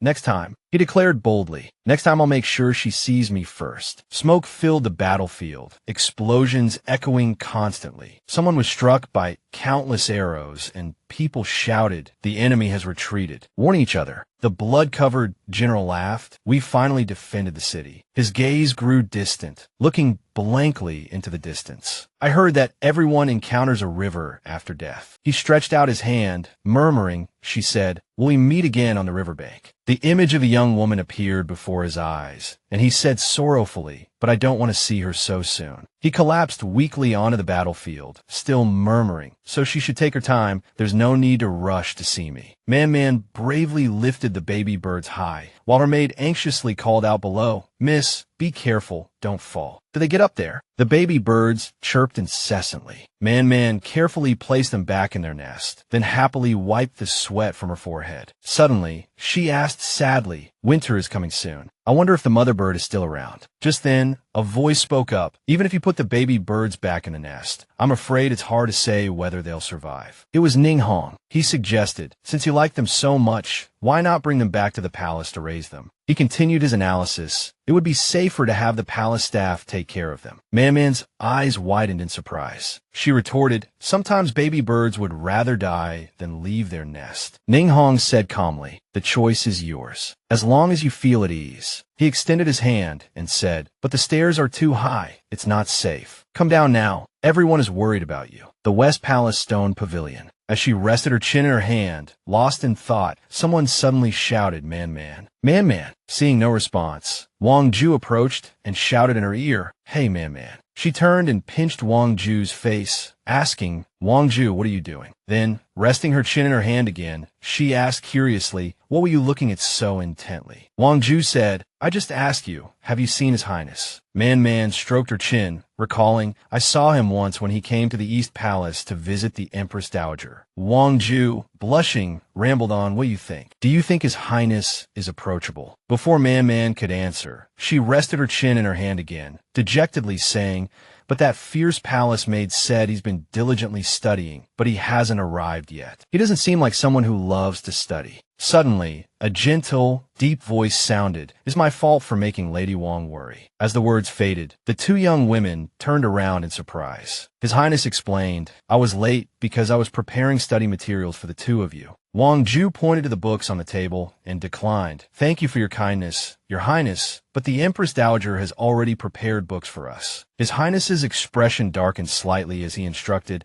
I had someone copy the content taught by the teacher in the books, just to help you with your studies. An attendant quickly brought a stack of books to them, placing them on the table and saying humbly, It's just a small token of my appreciation. If you don't need them, it's fine. Wang Ju replied happily, Then we'll accept them. Thank you, Your Highness. Looking at the neatly written books with clear annotations, Man couldn't help but blurt out, Your Highness, you're too meticulous. Ningshi also picked up a book, echoing, Indeed, after all, elder brother is the most outstanding, favored son of heaven. Autumn leaves drifted and danced in the wind, painting a captivating scene. Inside the hall, someone softly said, Let's stop here for today, everyone. Let's take a break. The old man sighed dramatically. That old fellow is just a bit of a busybody, but with half fox demon blood in him, the second prince is unlikely to achieve much. He can study here only thanks to His Majesty's grace. The one who spoke just now is quite important, you know. That's Master Chun, the Grand Tutor and Libationer. After the introductions, the old man finally began his lecture. Given this, the second prince should focus even more on his studies and minimize his interactions with those girls. For a moment, Ningshi could only remain silent, seeing the tense atmosphere. Even Wang Ju, who understood little, sensed something was amiss. She quietly asked Man, Does Grand Tutor Chun dislike the second prince? I heard he's criticized him many times. He certainly has, Man replied. This is the 5th time already. She thought to herself, subtly turning her head to observe. By then, the old man had already noticed their whispering about him. Infuriated, he raised his voice. As they say, villains and women are the hardest to manage. How can the Grand Tutor's admonition be seen as personal bias? What does the second prince think? But he didn't answer. Man was furious, but helpless, while the young woman beside her wore a somewhat smug smile. Then Man respectfully replied, This young woman dares to suggest that perhaps the Grand Tutor is unaware that His Majesty values virtue above all else. There are many soldiers of different races on the frontier. If the Grand Tutor's words were to reach the frontier, I'm afraid that it would be most unfortunate. Having been contradicted by a young girl, the old man flew into a rage. Military and state affairs are not for women to discuss. Hens crowing at dawn, housewives running the country. Preposterous. Suddenly, he snapped, Ningshi is ignorant. Ningshi softly retorted, if, as the Grand Tutor says, women shouldn't discuss important matters, then the blame for the fall of a nation or a family shouldn't fall on women either, correct? Rebutted by his own words, the old man was speechless with anger. Absurd. Utterly ridiculous. Fortunately, the first prince spoke up to ease the tension. Grand Tutor, don't be upset. Miss Jean is attending class for the first time and may not be familiar with the rules. Why not let second brother take her for a walk and return to the lecture later? The old man waved his hand dismissively. Go on, go on. Hearing this, Wang Ju quickly said, don't worry, man. I'll stay here and make sure no one causes any trouble. She kept her eyes fixed on the first prince as she spoke. The first prince reassured them, go and relax. I'll handle things here. Having no other choice, Ningshi and Man left. In the West Palace garden, yellow leaves rustled down, the landscape picturesque. Suddenly, Man tugged on Ningxi's sleeve and asked, Brother Ningshi, are you blaming Man for speaking out of turn and causing you to be kicked out too? He gently stroked her head and comforted her. Why would I blame Man, even if it wasn't your fault? He was speaking when suddenly a scolding voice came from nearby. Xie, you dare to break the pearls. Do you still think you're that lowly slave, free to do as you please? Pearls were scattered all over the ground, and Xie bent down to pick them up one by one. Eunuch Qin stood to the side, coldly watching his every move, his voice dripping with sarcasm. People like us are here to serve our masters. Don't bother thinking about what should or shouldn't be. If you like guessing what others are thinking, why don't you guess what I'm thinking? Eunuch Qin sneered. Luckily, your Lord Shun still remembers you. Xie could only endure in silence. This only emboldened the other man further. He lifted Xie chin and asked, this face isn't mine, what a pity. You'll have to see me often from now on, and you'll have to obey my orders. With that, Eunuch Qin coldly twisted Xie face closer and continued to sneer. Well said, Xia Changxi. Just then someone shouted, stop. His movements froze, and he turned to look. Eunuch Qin was startled and froze in place. Ning si angrili questionet insolent. How dare you bully and torment others? Do you have any regard for palace rules? What is your crime? The man knelt down and begged for mercy. Your Highness, spare me. Xie is a criminal slave sentenced to labor. Eunuch Qin continued. Of course, he must abide by the rules of the labor camp. Hearing this, Ningshi simply looked stunned. Ningshi then asked, if I take him to Pingju Palace, then he'll have to obey my rules, correct? The man forced a smile. It's just. May I ask what your Highness commands? Man stepped forward from behind, taking Ningxi's arm, and said cheerfully, I heard the Empress Dowager say the other day that Brother Ningxi lacks a capable personal attendant. She smiled faintly and said, perfect. I'll report to great-grandmother when I return. Eunuch Qin's face paled instantly upon hearing this. He gritted his teeth and forced a reply, yes. He added, this servant will have Xie return to the labor camp, and after the handover,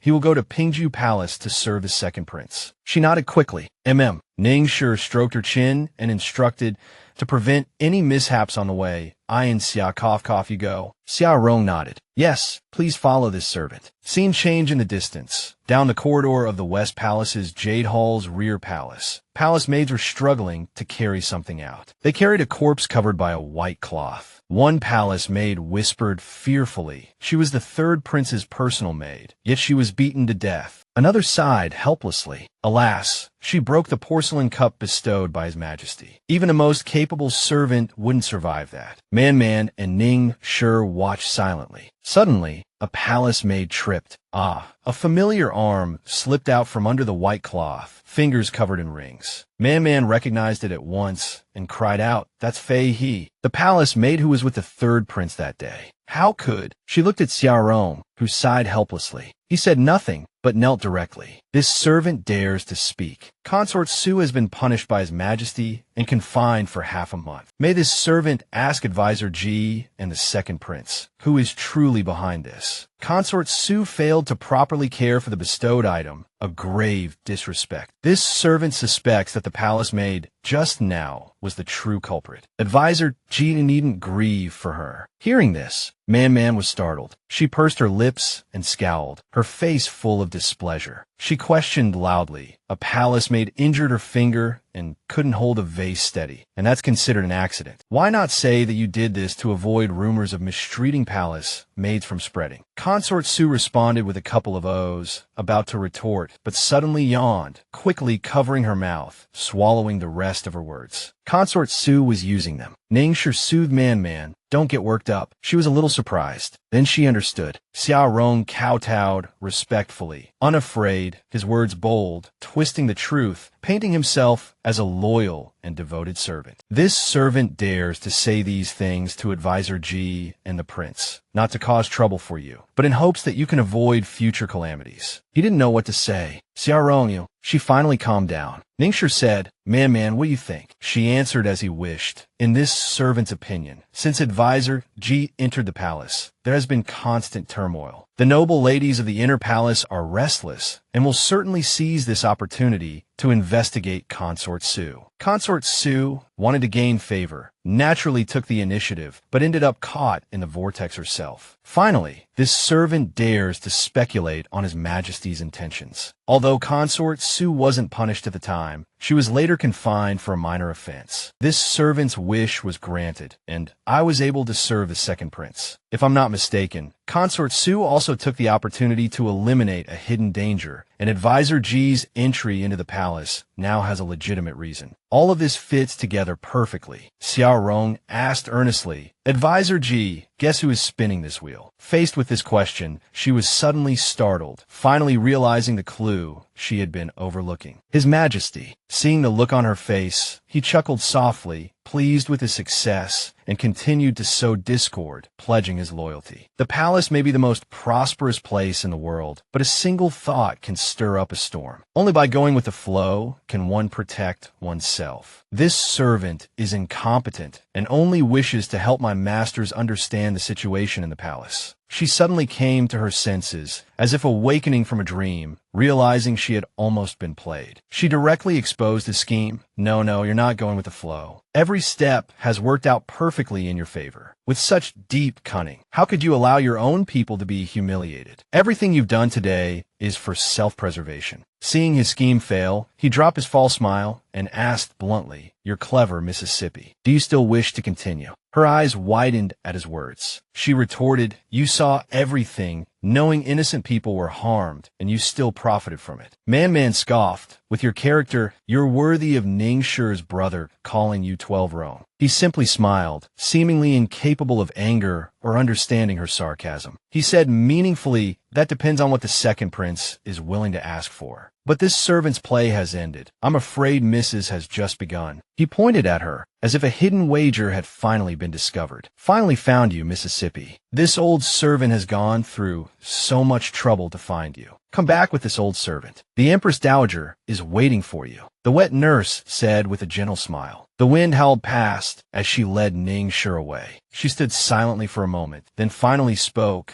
Xie Rong, don't involve Man next time. He explained, Didn't your highness say that this servant deliberately set a trap today? But you also reminded me not to scheme against Miss Xie. However, Miss Xie has a prominent status and is backed by the Empress Dowager and His Majesty. He didn't beat around the bush and stated his request directly, no matter how Xie Rong schemes. As long as the goal is achieved, I don't care. Ningxia reiterated, I only ask for one thing. Don't involve Man. Xie Rong stared at him for a moment. He reluctantly agreed, as you command. Outside, the sky was gloomy, and heavy rain poured down, pitter-patter. In the palace, the Empress Dowager asked, I heard that Man left in the middle of Grand Tutor Chen's lecture today. Why? She listened quietly to the Empress Dowager's words. Then she truthfully explained the situation, because Grand Tutor Chen's words were too biased and unfair. Man didn't like it. Of course, the Empress Dowager summoned her not just to hear her reasoning, but mainly to use this incident as a lesson. Listen to both sides, and you will be enlightened. Believe only one side, and you will be in the dark. Grand Tutor Chen can lecture in the palace. He naturally has his strengths. If you choose and befriend others based solely on your preferences, then what about rules and order? Man seemed a little dazed, lowered her head, and softly said, Man understands. The Empress Dowager looked at her. How could she not see the defiance in the little girl's heart? She continued, Man, do you know that because of today's matter, the Crown Prince was punished by His Majesty to copy scriptures, and was also reprimanded for only knowing how to dote on you and not knowing how to handle matters? Man was shocked by these words, her round eyes full of confusion, and she quickly defended, This is unfair. Why punish the Crown Prince? The Crown Prince just wanted to protect me and my brother. The Empress Dowager explained, Soon, rumors will spread in the palace that Miss Xie is arrogant and troublesome, causing the Crown Prince to be punished. This is what I mean. Man froze, seeming to understand the complexity of the situation. The Empress Dowager's next words further confirmed this point. The rules in the palace are strict. If no one is secretly fueling the flames, how could rumors spread? Man pursed her lips, clearly unwilling to accept this, feeling wronged. She said, If one must always be so suspicious of people's hearts, how can one ever find even a shred of sincerity? The Empress Dowager could only sigh helplessly. Therefore, in this deep palace, even if there is sincerity, it will make people lose their composure, and it's not worth mentioning at all. Moreover, Xie Yan sent you into the palace to learn how to protect yourself in the midst of storms. Man, don't disappoint your brother. At the mention of her brother, Man immediately seized upon the matter she most wanted to know. Man looked up and asked, Then does great-grandaunt know when my brother will return to the palace? The Empress Dowager smiled indulgently. Then she said softly, Your brother naturally cares for you the most. Looking at his itinerary, he will be back soon. At this moment, the wet nurse hurried over and whispered a few words in the Empress Dowager's ear. The Empress Dowager flew into a rage and slammed the table. How could this be? Is there no one left in the G family? Although she didn't understand what was going on, Man still worriedly consoled her, Great-grand, don't be angry. The Empress Dowager was slightly taken aback. Her brow furrowed. She called out in distress, Man, come here to great-grandaunt. Then she instructed Xie Yan, immediately summon the messenger in. The messenger was summoned in and respectfully presented a blood-stained silk cloth, bringing dreadful news. Minister Shi and Minister Wang's carriages were ambushed by bandits. Minister Shi has been killed, and Minister Wang fell off a cliff and is missing. This is Minister Shi's last possession. Man froze. Her eyes were blank. Tears welled up and streamed down the little girl's cheeks. She stubbornly denied, I don't understand what you're saying. She struggled in the Empress Dowager's arms. Great-grandaunt, make him say it again. 10 days ago, the wind howled outside, and Xie Yan, flushed with fever, lay unconscious in bed. He weakly opened his eyes, the movement incredibly slow. His vision remained blurry, and he could hear two people talking in hushed tones outside. Someone was giving orders, instructing them to protect the minister at all costs, no matter what happened. At this moment, Xie Yan spoke with a confused expression. Brother, why are you dressed like this? Wang Gongzi heard him and looked back. He was dressed identically to Xie Yan. He walked over and asked cheerfully, Yan, you're awake. He gently touched Xie Yan's forehead and asked with concern, Does your head still hurt? Xie Yan frowned and asked why. Wang Gongzi slowly explained, My subordinates just reported that the bandits we encountered earlier are still relentlessly pursuing our convoy. Xie Yan's face clouded with worry. We gave them money, but that would only delay them for half a day at most. I'm afraid their target isn't the money at all, but a specific person. Wang Gongzi nodded in agreement. Precisely. So we must split up. You continue in the carriage, and I'll ride through the forest. Xie Yan's eyes widened in alarm. He sat up abruptly, objecting, but then we'll be separating the people from horses. Besides, entering the forest at night is very dangerous. Wang Gongzi smiled faintly and sighed softly. Then he pulled the jade pendant from Xie Yan's waist. Take this. We'll switch identities to confuse them. He gripped Xie Yan's arm tightly. Even if the bandit's target is a specific person, by the time they realize they've captured the wrong one, it will buy us time. He pressed the jade pendant into Xie Yan's hand and glanced outside hurriedly. If we don't leave before midnight, it will snow again and we'll be trapped. Xie Yan remained silent for a long moment, unsure how to respond. He stroked his chin. Wait, let me think about this. Wang Gongzi's expression immediately became serious. He flicked Xie Yan's forehead and said with a smile, Don't overthink it. We are each other's support. We're both taking risks for each other. As soon as he finished speaking, he pulled the scarf off Xie Yan's head. Xie Yan's eyes widened, on the verge of tears. Wang Gongzi clenched his fists and turned to leave with a smile. Xie Yan, I'll see you in Yangdu. Just like that, we thought the bandits were only after one of them, but it turned out they had no intention of sparing anyone. Wang Gongzi also perished in the icy wilderness in an utterly absurd manner, riddled with arrows. Xie Yan witnessed it all from afar, frozen in place, his eyes wide and mouth agape. He couldn't speak a word. He clenched his jaw, tears streaming down his face, and choked out, how could they do this to him? Xie Yan pressed his lips together, swallowing hard. But the scene before him was too gruesome. He couldn't hold back any longer and vomited. He wiped his mouth, coughed a few times, and a look of determination appeared in his eyes. No, he seemed unable to accept reality and rushed out uncontrollably. I can't just watch him. Suddenly, an arm stopped him. It was Wang Jianglai, his face anxious. Minister Ji, please calm down. He roared, how can I be calm? Jianglai held him tightly from behind. Jianglai whispered in his ear, these bandits are so brazen. They don't even fear the Wang and Shi families. There must be a powerful force backing them. If you die too, Minister, wouldn't our Lord's death be in vain? Xie Yan could only weep silently. Suddenly, another young man appeared behind Minister Ji. It was Wang Shiji. He continued, you also have to think about young Miss Shi.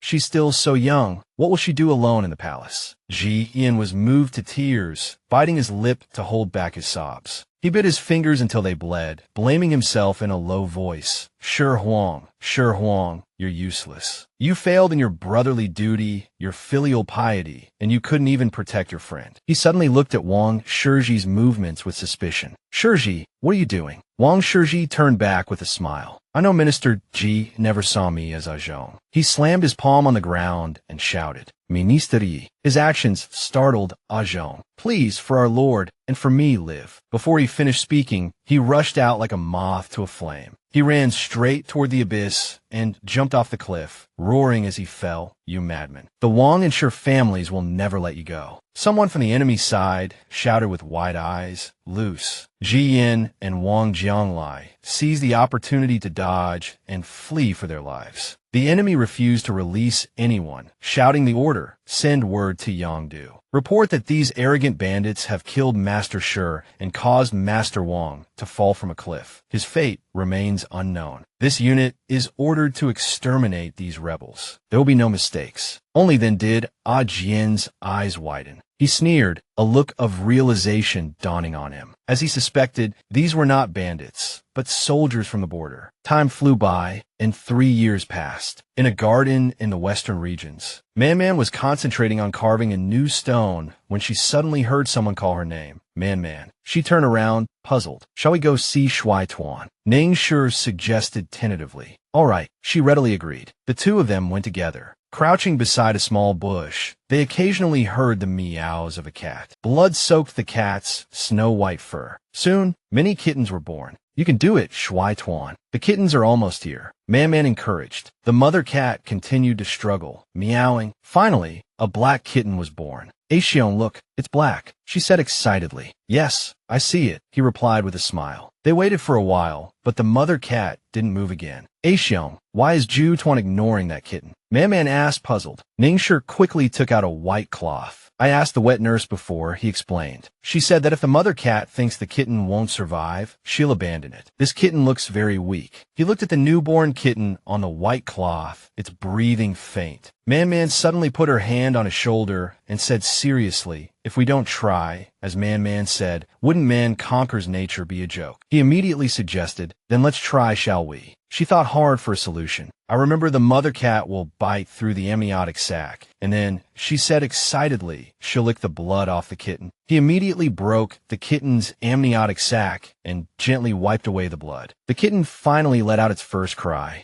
A weak meow escaped the kitten. The two of them excitedly welcomed the little life. It's alive. It's alive. It's amazing. He noticed she was staring intently at him. She turned to look at him. He asked, a little embarrassed, what's wrong? Don't stare, he explained. Man finally smiled. He gently put the kitten down. You've been so down lately. I've been worried about you. A subtle atmosphere filled the air, and both of their cheeks flushed slightly. He awkwardly explained, I mean, everyone's been worried about you. So Aishon brought me to see Ju Tuan to cheer me up. She asked happily. He patted her head and immediately replied yes. I didn't expect to see Shui Tuan giving birth. I hope it wasn't too much trouble. She closed her eyes to compose herself, then curled up dejectedly. Qingming is coming soon. I'm starting to miss mother, father, and Aishon again. Man-Man's voice was tinged with sadness. She continued, I remember I can neither go to the border with second uncle to kill the enemy, nor can I be like those young masters and princes, killing all the bandits in the country. I feel.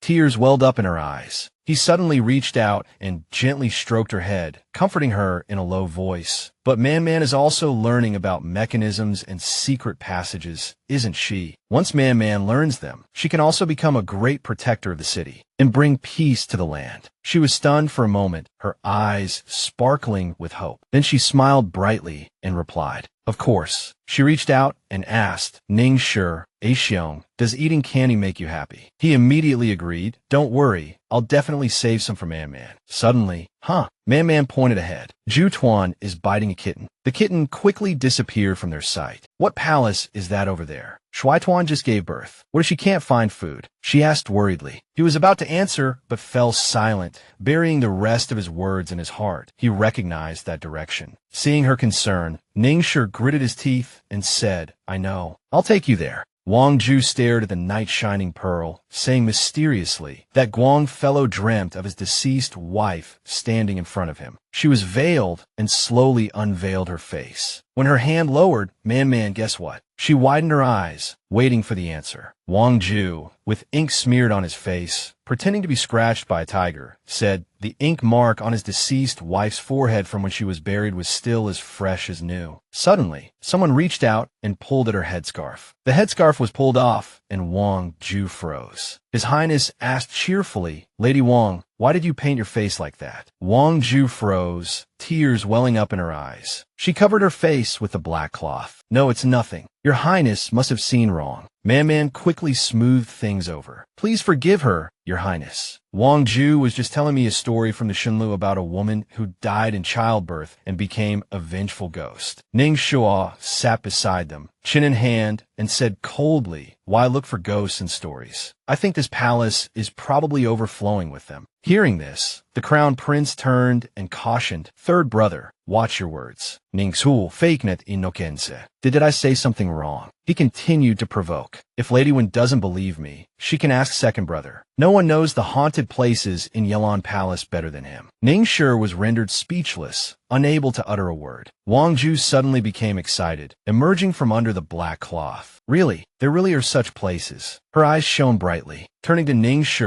she suggested, Second Highness, will you take me there? Man-Man, you come too. Ning Shua said slyly, whether they're ghosts or not, we have to see for ourselves, don't we? Ning Shi's face grew even more troubled, tinged with sorrow. Only Man-Man noticed his expression. Ning Shi's hand trembled slightly, and Man-Man quickly grasped his arm. She asked with concern, Second Highness, are you all right? He forced a smile, trying to appear calm. I'm Fine. There are no such things as ghosts. Are there? He urged her. The tutor will be here soon. Man-Man, go and revise your lessons. She looked at him suspiciously. Second Highness, are you hiding something from me? The scene shifted to Yelan Palace, the West Palace Garden. Man-Man and her companions, out of curiosity, had followed. Her eyes widened in surprise. Isn't this the palace from that day? Man-Man chimed out anxiously. Confucius didn't speak of strange powers or supernatural beings. It's obvious there are no ghosts here. Let's go back. Wang Ju's mouth and eyes widened in astonishment. Patting her chest, she said loudly, is Man-Man scared? Don't worry, I'll protect you. Wang Ju, still curious, walked inside. Let's just take a quick look, shall we? Watching her friend skip inside, Man-Man called out, Wang Ju, are you crazy? Ning Shi put his arm around her to comfort her. It's all right, Man-Man. If there are no ghosts, there's nothing to be afraid of. She frowned. But this is the palace where Mother used to live. This place. Before she could finish, Man-Man heard a blood-curdling scream from inside. It was Wang Ju's voice. There really are ghosts. Both Ning Shi and Man-Man were stunned. Man-Man instinctively rushed inside, her heart tightening. Could there really be ghosts? Man-Man worriedly pushed the door open and walked in. Suddenly, a hand grabbed her. It was Wang Ju. She burst out laughing. Look at Man, I tricked you. Man squeezed her face in exasperation. Oh, Wang Ju. But just then, Ning Shuo suddenly saw something, his face turning pale in an instant. He pointed ahead. Man, everyone look. What is that? Wang Ju excitedly walked forward, muttering, the same trick twice isn't funny, brother. Before she could finish, her face turned ashen. She froze. Man. Everyone rushed in. A huge dark shadow was cast on the wall. Man jumped back in fright. Thankfully, Ningxue caught her around the waist. He warned, don't go any further. It's dangerous. Then he quickly urged everyone, get out of here. Turning to Ningxue, he yelled, Ningxue, get out. Everyone obediently left. Suddenly, Man looked back. She noticed a small hole in the wall, a bright light shining through the crack. Her eyes lit up as if she had discovered something. What's that? Could it be? Thinking this, she ran towards it. Ningxue called after her, but she yawned. Standing before the hole, she finally understood that she had been tricked. Undaunted, she peered closer, looking through the crack to see clearly what was inside. So this is what they call ghosts, she thought. Man experimented with the lens. Can you see the ghost now? She called out. Wang Ju replied softly, yes, I can. Standing before the dark shadow, she thanked Man profusely. You're amazing. Wang Ju ran over and asked, Man, what's going on? She happily squeezed Man's hand, praising her. That's incredible. She continued excitedly. The Jingjing says that when near and far objects have a basis and the light coincides, an image can be formed. There's a faint light in the hall and a few small holes in the wall. It's completely different from what the book says, right? So the rumors of ghosts in the palace are just rumors and exaggerations. Ningxue asked excitedly, so would this also happen at night? Man's eyes widened suddenly, as if only now realizing something, remembering to go to the other room to help. Brother, are you all right? According to Man, everything was related to the visions. So was it possible that the same thing happened that night? Man looked at him, didn't speak, then suddenly nodded firmly. It's possible. Hearing this, Ningxue gritted his teeth and finally replied in a low voice, I understand. Night fell and silence descended. Suddenly, rapid footsteps approached, a rhythmic tapping sound. It was Xie Yan walking inside with an oil lamp. He noticed someone standing in the distance. His eyes were full of worry. The person standing there was Ningxue. Xie Yan stepped forward and reminded him, it's almost time to lock the palace gates. Your Highness is still here. Aren't you afraid of being misunderstood? The rules of the palace are already in disarray. Ningxue turned his back to him, silent. His eyes widened, as if staring at something. The gentle face of his mother appeared in his mind, but the image shattered instantly. Countless fragmented memories of abuse vaguely surfaced. Ningxue couldn't help but frown, his breathing rapid and ragged. Xie Yan's voice rang out again. Your Highness. Startled, he gasped, his expression pained. He spoke coldly. Teacher Xie, tell me, if some things have been hidden for more than 10 years, can they still be investigated? Xie Yan replied wearily, Your Highness, this palace has never lacked secrets. Moreover, the things hidden in the palace are inherently mysteries. He slowly added, this old servant can see that those in high positions have a broader perspective. What does Your Highness think? He turned slightly. 3 years ago, I asked Teacher Xie to help me understand the storms within the palace. Do you remember, Teacher Xie? His face twisted as he angrily questioned, if I am not satisfied with just understanding the storm, but want to control it, will Teacher Xie still help me? Hearing this, a faint smile played on Xie Yan's lips. Then he respectfully knelt before Ningxue. This old servant will certainly do his utmost. Elsewhere, within the Elan Palace, the candlelight flickered weakly. Xie Yan stood outside the imperial bed. He reported. Ninghong looked down at the jade pendant in his hand. Xie Yan respectfully said, this old servant has finished reporting. Ninghong replied impassively, if one wants to be a chess player, one must have some skill. I will wait and see. If there is nothing else, you may leave. Hearing this, Xie Yan quickly retreated. This old servant takes his leave. Ninghong sighed softly, gazing wistfully at the jade pendant. I feared disturbing your departed soul, so I didn't even arrange for anyone to guard Elan Palace. But even in my dreams, you were so stingy. The eunuch beside him gestured behind him, seeking his instruction.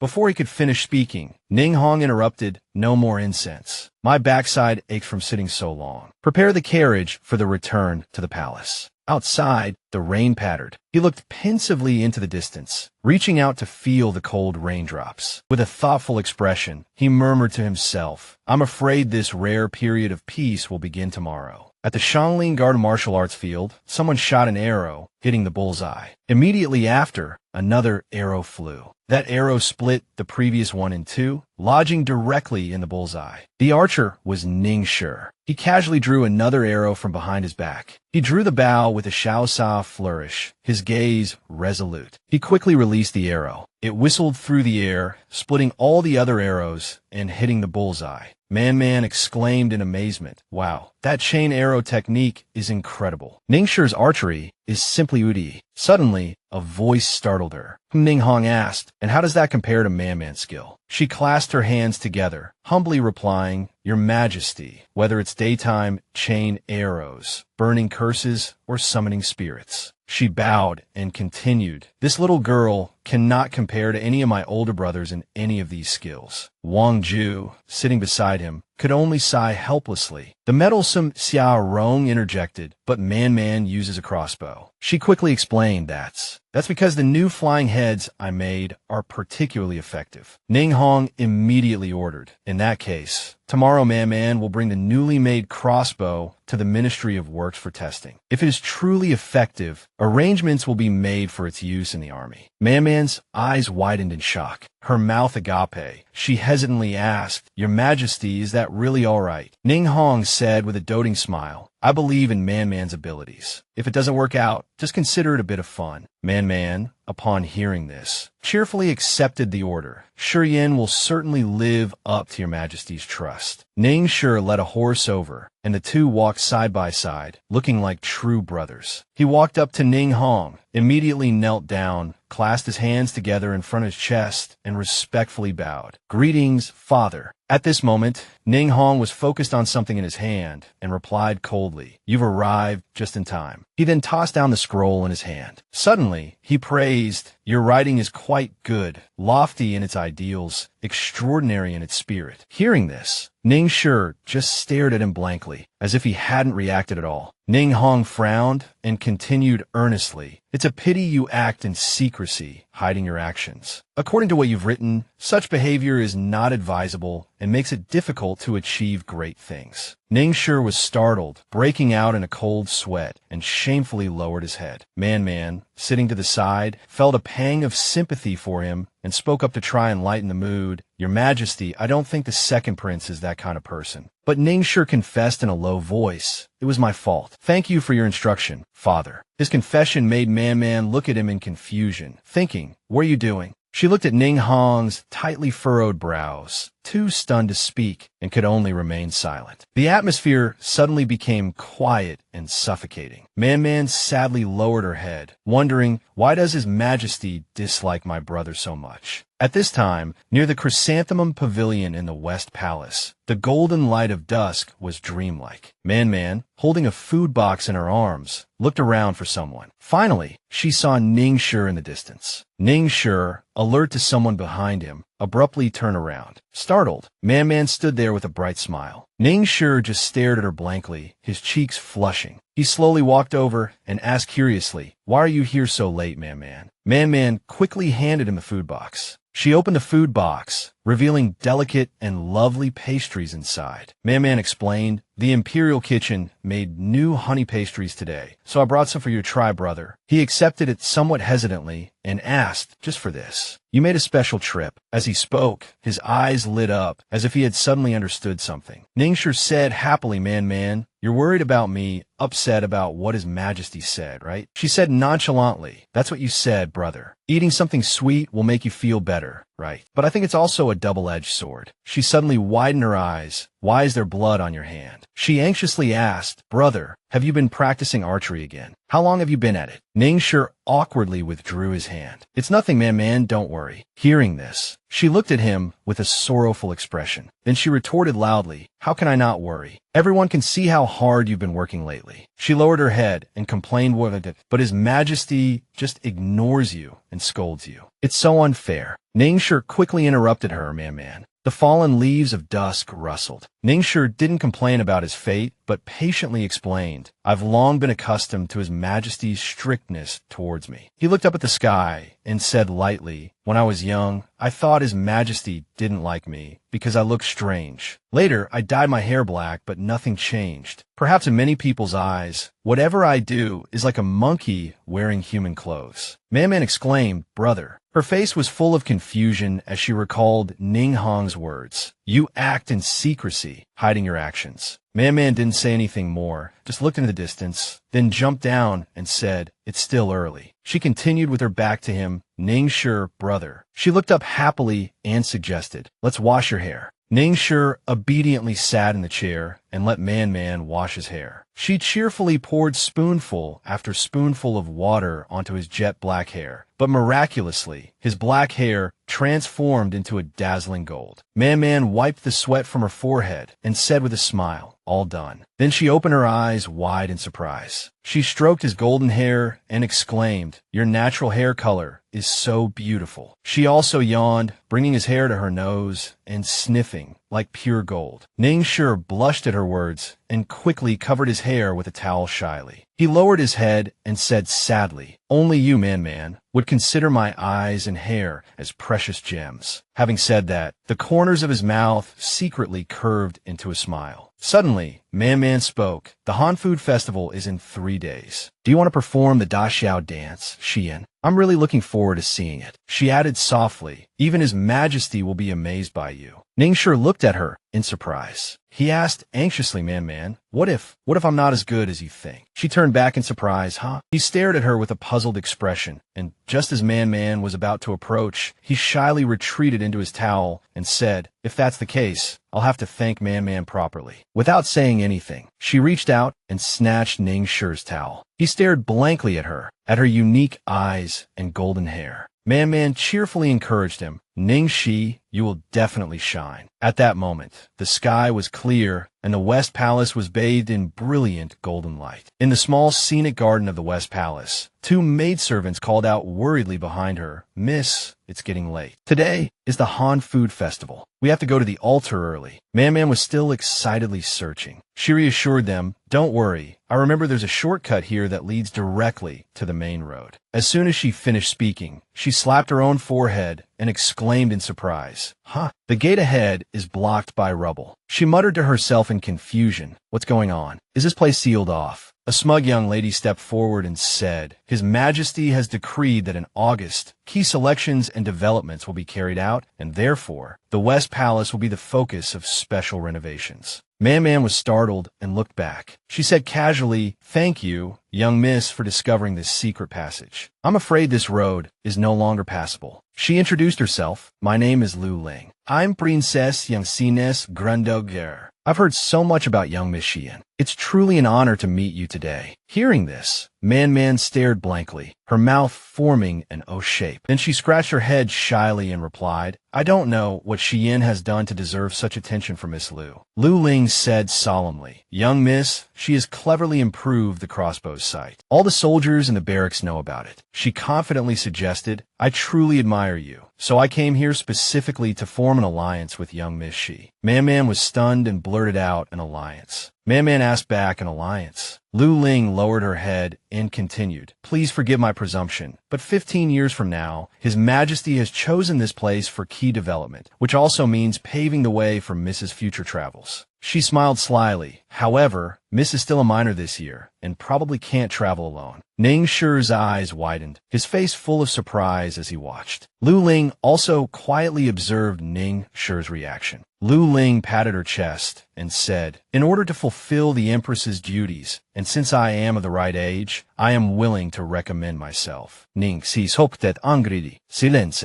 Do you know what nonsense you're spouting? But she continued to chatter, everyone under the heavens knows this. Why should Miss hide it? Ningxi clenched his fists in anger. Ningxi retorted sharply, recklessly speculating about His Majesty's intentions and maliciously slandering Mrs. reputation. Xie Yan disdains to be friends with someone like you. Having said that, Man coldly turned and left, stopping after a few steps. She warned, since things have come to this, I hope Miss will behave herself in the future. Hearing this, Lu Ling's face instantly darkened. Suddenly, a majestic voice rang out. If the visitor has no goodwill and their words are unpleasant, why should Man waste her breath? Both of them were startled and looked back to see that it was Ning Hong. Ning Shi respectfully bowed, Your Majesty. He gently helped her up and said softly, There's no need for formalities. Man is like family to me in the palace. Ning Hong glanced at Lu Ling with disgust and said, Someone is presumptuous. Man, there's no need to be angry. Just have her expelled from the palace. With that, Man and Ning Hong left together. Outside, the sky was clear, birds were flying and singing, and the maidservants hurried forward to help Lu Ling up. Suddenly, a familiar voice said, Miss Lu, don't take it to heart. Lu Ling's eyes widened. The old woman stepped forward and explained calmly, Our young miss is youthful and lively, so this old servant will speak with you about some rules. She said sternly, However, I wonder if Miss Lu is willing or wants to listen to this old servant ramble on. Lu Ling was somewhat frightened and couldn't say a word. By this time, Man and Ning Hong had already left, and he immediately noticed her silence. He quickly asked, Man, what are you thinking about? Why are you so distracted? She lowered her head, avoiding his hand. She replied indifferently, Reporting to Your Majesty, Man wasn't thinking about anything. This seemed to disappoint him somewhat, and he flicked Man's forehead. It really stung. He scolded her affectionately. You little rascal, are you really thinking about not entering the West Palace? Ning Hong teased, If you keep being so muddle-headed, you'll grow into a little mushroom. This startled Man. She pouted and cried, Your Majesty. Unexpectedly, he brought up the previous topic again. Man, do you know why that young lady came to find you? Ning Hong pressed further. Man, you should know why that girl came looking for you, right? She gazed wistfully into the distance and lowered her head. The Lin family's daughter is coming to the West Palace for the August election. He looked up and said, Ever since the Shanxian princess was demoted to the South Palace, her descendants haven't amounted to much. Now, if they want to climb up in the court, they can only wait for an opportunity to restore their status. They must be very scared and at a loss right now. Man's eyes widened as she listened. Indignantly, she asked, There's so many ways to get ahead in life. Why do they always think of relying on their daughters? Relying on their daughters to rise? He replied with a smile. If they can gain power through their daughters, who would bother thinking about other ways? Man was momentarily stunned. She couldn't say a word, only muttering, Man doesn't understand. He continued in his doting tone, It's all right if you don't understand, Man. I will definitely arrange everything for you and never let you suffer any grievances. She stared at him blankly. Man asked with a worried tone, her voice rising slightly, Then will Your Majesty also arrange for Man to go to the border? Seeing her adorable appearance, Ning Hong couldn't help but laugh, then changed the subject. Man, do you know how to play chess? She replied innocently, Man doesn't know how to do that either. She turned her head and said, You adults' words are so difficult to understand. You changed the subject just like that. Her words left him momentarily speechless. Then he couldn't help but burst into laughter.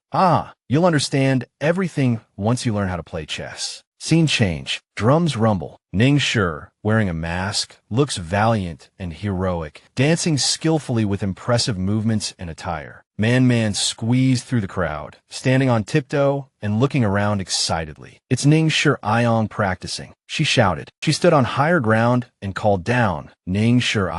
Seeing this, Ning Hong asked with displeasure, Do you like your Ning Shi that much? Man answered honestly, Because Ayong looks especially handsome today. What did Your Majesty think it was? He stood behind her, looking down at the scene below. Suddenly, his eyes widened as if he had seen something shocking. Ning Shi removed his mask, revealing a handsome face and a rare head of golden hair. He lowered his head uneasily, and Ning Hong's expression grew darker. He subconsciously touched the jade pendant he was wearing, which Man happened to notice. She turned and asked, By the way, Your Majesty, isn't there a summer hunt? Can I bring her home with me? He agreed without hesitation. Since it's Man asking, I'll take him along. On the long corridor of Lin Wei, Eli Garden, the noise was deafening. Wang Ju grumbled at Man. Didn't you say the summer hunt should have the spirit of summer hunt? Why do you want to back out as soon as we reach the hunting grounds? A little girl being pulled along struggled desperately. Man. Wang Ju clung to a tree trunk, tears welling up in her eyes. Didn't you see there are only little rabbits here? She sobbed. The little deer and elk are so cute. How could we bear to hunt them? Hearing this, Man covered her mouth and giggled. Humph. Then, leisurely propping her head up with her hand, she began to list various delicacies. Then don't you like lion's head meatballs, roast chicken, and venison ribs? Wangju hesitated, shaking her head under the temptation of the food. But in the end, she couldn't help but ask, can we just catch a little bit? Suddenly, a slight sound caught the attention of the two girls. In the distance, two figures on horseback galloped towards them. Ningshi and Jiang Yuan rode like the wind across the emerald green grassland. Man stared blankly ahead, and Wang Ju took the opportunity to gently rub her face. Man turned and gave her a gentle look. In a quiet space, Wang Ju suddenly asked Man, do you really like the second prince? Hearing this, Man shyly put her hands on her hips and stammered a reply, then immediately changed the subject. I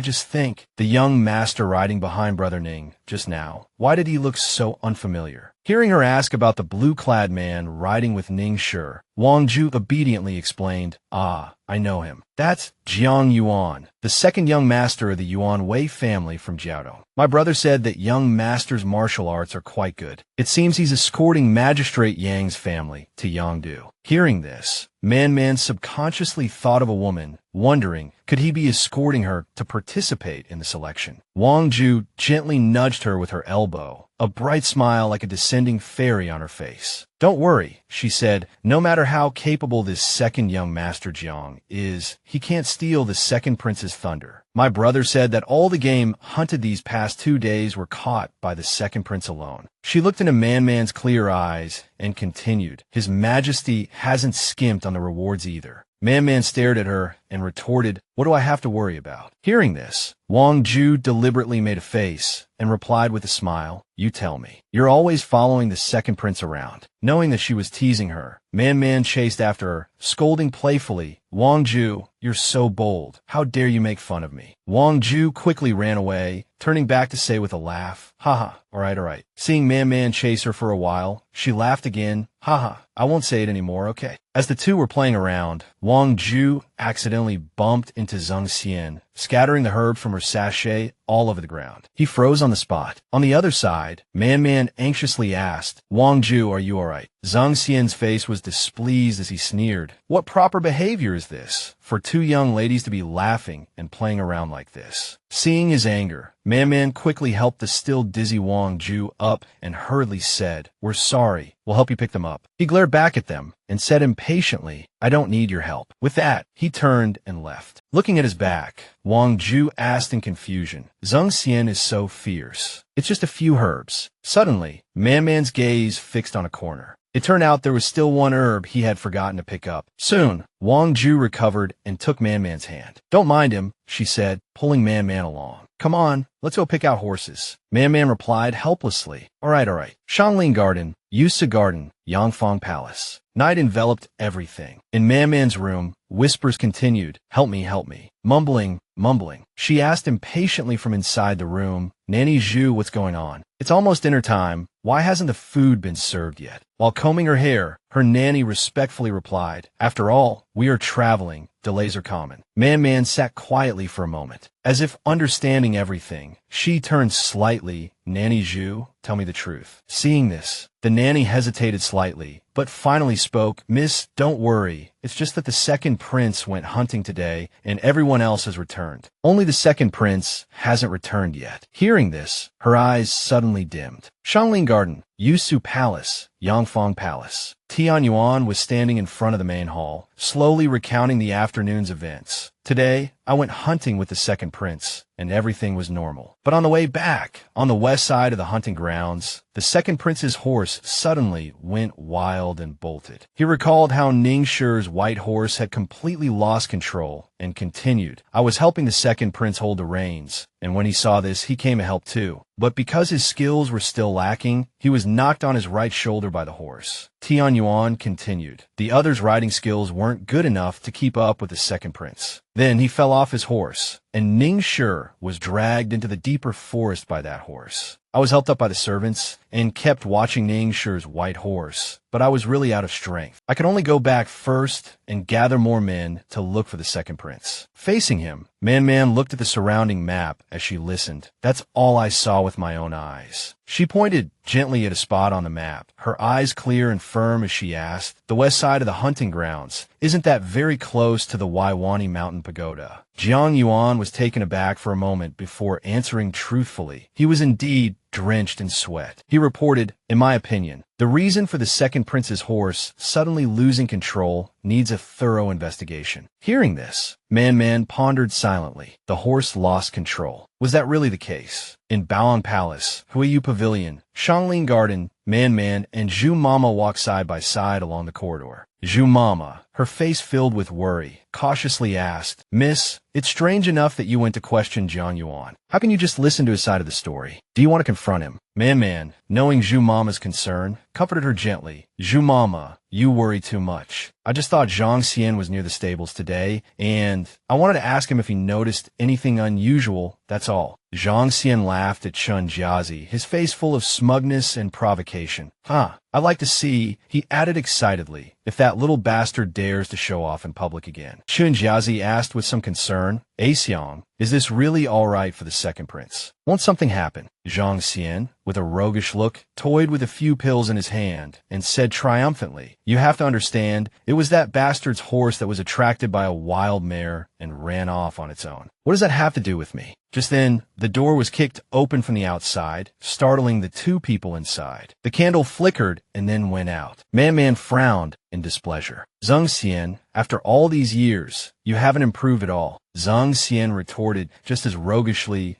"What did I do to offend you? Do you even know what manners are?" She glared at him fiercely with her bright black eyes. Zhang Xian suddenly startled, his gaze falling on the herbal pouch on the table. He hurriedly reached out to grab it and hide it, but it was too late. A small weapon whizzed past his face. The object accurately pinned the herbal pouch in place. As if by magic, the pouch landed firmly in Man's palm. Her childish face instantly turned serious as she quietly put the pouch away. This action made Zhang Xian jump with anger. He pointed at her innocent face and yelled, "You bitch. What are you, a girl, doing with a man's pouch? Stop pretending to be stupid and give it back." Man retorted without showing any weakness, "Cut the crap. What's this about the wild mare you were talking about?" Zhang Xian ignored her completely, scoffing, It seems the Chun family is quite worried." The person beside Zhang Xian explained, "There's a herd of wild horses on the west side of the hunting grounds. Several of the mares are quite beautiful, and the second prince chased after one of them." Hearing this, Zhang Xian grinned, his mouth starting to spew insults again. "I'm just hoping that bastard gets taught a lesson by the horses out there. He needs to learn some self-control and proper etiquette. Even if he likes someone, he still has to follow the rules, right?" Man's weapon flew towards his hair, instantly turning his neat hairstyle into a tangled mess. After succeeding, she retrieved her weapon. Man walked up to the fallen Zhang Xian and called out, "Zhang Xian." Her face was grim, her hand gripping the sharp weapon. Coupled with the rumbling thunder outside, she appeared even more imposing. "If it weren't for me, Xie Yan would never let you off so easily." Shangling Garden, outside the hunting grounds. Heavy rain poured down. Ning Shi was sheltering from the rain in a small cave. Suddenly, he heard a familiar call, "Ning Shi." The calls came one after another. "Brother, where are you?" Startled, he quickly stood up and responded loudly, Man, I'm here." But after waiting for a long time, there was no movement at the entrance of the cave. Finally, a small head poked in. Seeing that he was safe and sound, she breathed a sigh of relief. "Phew, I finally found you." She comforted him softly. "Wait for me." Just as she was about to pull a rope from her sleeve, "I'll pull you up." At that moment, a mysterious woman suddenly appeared behind her. Ning Shi's eyes widened in horror. He shouted, Man, look out. But it was too late. The person shoved Man down into the cave. Outside, the rain was pouring down. Man was attacked from behind, just like that. Ning Shi yelled, Man, be careful. But it was too late. She fell straight into the cave. Ning Shi was standing below. He completely panicked, his eyes wide, his jaw clenched, almost forgetting to breathe. Without hesitation, he stomped hard on the ground, then used the height of a nearby rock to propel himself upwards, leaping leaping incredibly high. He stretched out his arms, rushing towards Man-Man. Fortunately, he caught her in time, holding her tightly in his arms. The two of them crashed to the ground together with a loud thud. After ensuring Man-Man was unharmed, she looked up angrily. She shouted angrily, "Don't think you can just get away with this." As soon as she finished speaking, she hurled her weapon upwards. Ningshi, still sore from the fall, held Man-Man tightly around the waist. They looked at each other for a second, the atmosphere suddenly awkward. Man-Man's eyes sparkled as she stared at him. Outside, the rain poured down like a curtain. Raindrops pattered against the ground, creating a gentle rhythm that made the atmosphere strangely romantic. Ningshi came to his senses and looked up. The opening of the pit was now empty. Man-Man's jaw dropped slightly, shocked by his actions. She angrily pushed Ningshi away and demanded, "Brother, why did you stop me? If we don't catch that guy, he'll go back and spread lies, and more people will definitely come after us." Her face flushed with anger, she continued, "What's more, even if we survive this time, he'll only get worse in the future. Are you really going to let yourself be bullied like this forever?" At this point, Man-Man became flustered. She lowered her head and stammered, seeming to shrink back. I know, Man-Man. You're worried about me." He reassured her. What if that villain hasn't given up and takes the opportunity to attack from the shadows, shoot a stray arrow, or hurt you in the chaos? His gaze firm, he said, "Compared to catching that villain, I want to protect your safety first." He continued, a little shyly, "I was thinking of waiting until daybreak to find a way back, but I didn't expect you to come looking for me even earlier, Man-Man." Man-Man's eyes widened. He lowered his head, appearing a little unsure of himself. His cheeks flushed. When he looked up, his face was filled with happiness. His heart raced, touched by his sweet words. Man-Man blushed, pressing her hand to her pounding chest. Her eyes wide, she stared at him. Seeing his hopeful expression, she unfastened her cloak without hesitation. Man-Man gently draped the cloak over his head, teasing him softly. "Who taught you such old-fashioned words? I was just a little faster than you. His Majesty will send someone to find you soon." She sat down beside him and asked sadly, "Have you found a way to escape?" He looked at the marks around them. "There are still materials left from the previous traps in the pit. We should be able to make a wedge to prop against the wall. Besides, just outside the pit is the south side of the hunting grounds. The grass and water are plentiful there. After daybreak, we're bound to run into a hunting party. Then we just have to shout for help." Ningshi gently stroked her head. He said considerately, "But the night rain is too cold. If we just wait here, you might catch a chill. We need to act now." Man-Man asked, puzzled south. "Weren't you heading west? I even brought people to search west." Ningshi slowly explained, "My horse suddenly went crazy. There must have been something wrong with its leg. I could only let it run wild." He paused, then asked, "But if you were heading west, how did you end up here?" She shyly pursed her lips, her cheeks flushing. "Because I got lost, all right," she exclaimed. She turned her face away awkwardly, muttering, "Anyway, it's good that someone found me." Ningshi couldn't help but smile at her adorable manner. Suddenly, Man-Man cried out in alarm,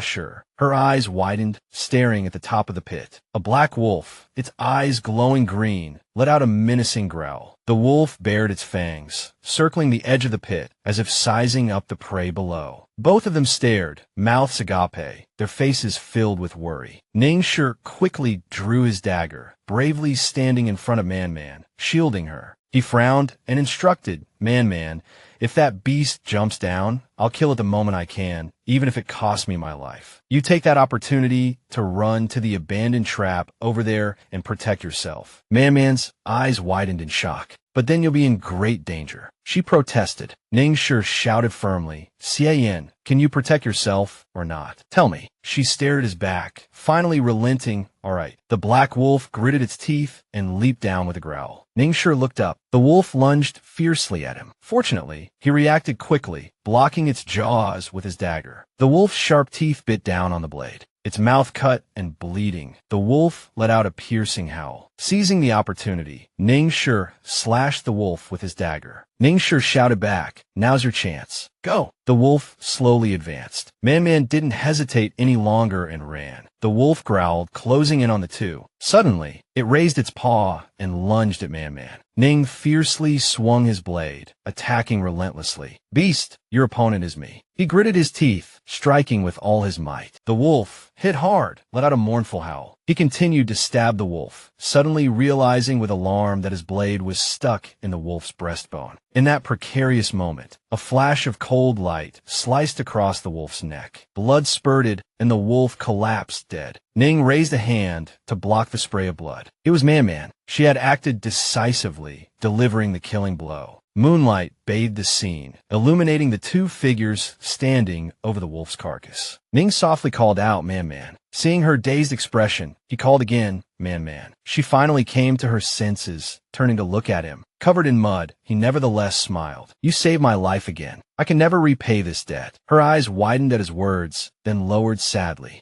Unable to contain her emotions any longer, she burst into tears. "Since you know you can't repay it, then you must live longer, live much longer." Wiping her tears haphazardly, she sobbed, Don't always make people worry so much." Man-Man's vulnerability tugged at Ning's heart. He reached out to comfort her. "Yes, it's my fault." Gently patting her head, he said softly, "I will always stay by your side, Man-Man. For a very, very long time, all right?" The night was cold. They quickly built a bonfire, the flames illuminating their surroundings. Man-Man shivered, rubbing her hands together and blowing on them for warmth. Seeing her like this, Ning couldn't help but smile. To be able to create such an ingenious mechanism, Man-Man, you are truly remarkable. Man-Man stared at him, her face suddenly falling. Rubbing her wrist, she explained, "This bracelet was left to me by my mother for protection. My skills are far from being able to create such a sophisticated mechanism." They exchanged a look, a moment of awkwardness hanging in the air. Man-Man then raised her hand, smiling as she said, "This is a miniature hair needle mechanism. It contains 3 highly poisonous needles that can cause asphyxiation. They're released the moment the mechanism is triggered. However, because each component is extremely delicate, the bracelet's mechanism can only be used 3 times. Ning breathed a sigh of relief. Man-Man, you must never tell anyone such an important secret. You know, Man-Man said shyly, turning her face away, "You're not just anyone." He gently grasped her arm. A note of regret entered his voice. "It's just a pity that such a profound expression of a mother's love for her daughter has been used in this conspiracy." He frowned. The mastermind is truly vicious. She, in turn, was staring at his arm, noticing with alarm that it was bleeding. "Brother, are you injured?" she asked worriedly. Ning was taken aback. "I'm really not." He quickly rolled up his sleeve, ripping it with a tear. "Don't worry, Man-Man," Ning said, relieved. He suddenly jumped up, startling her. He turned around. "See, Man-Man, I'm fine.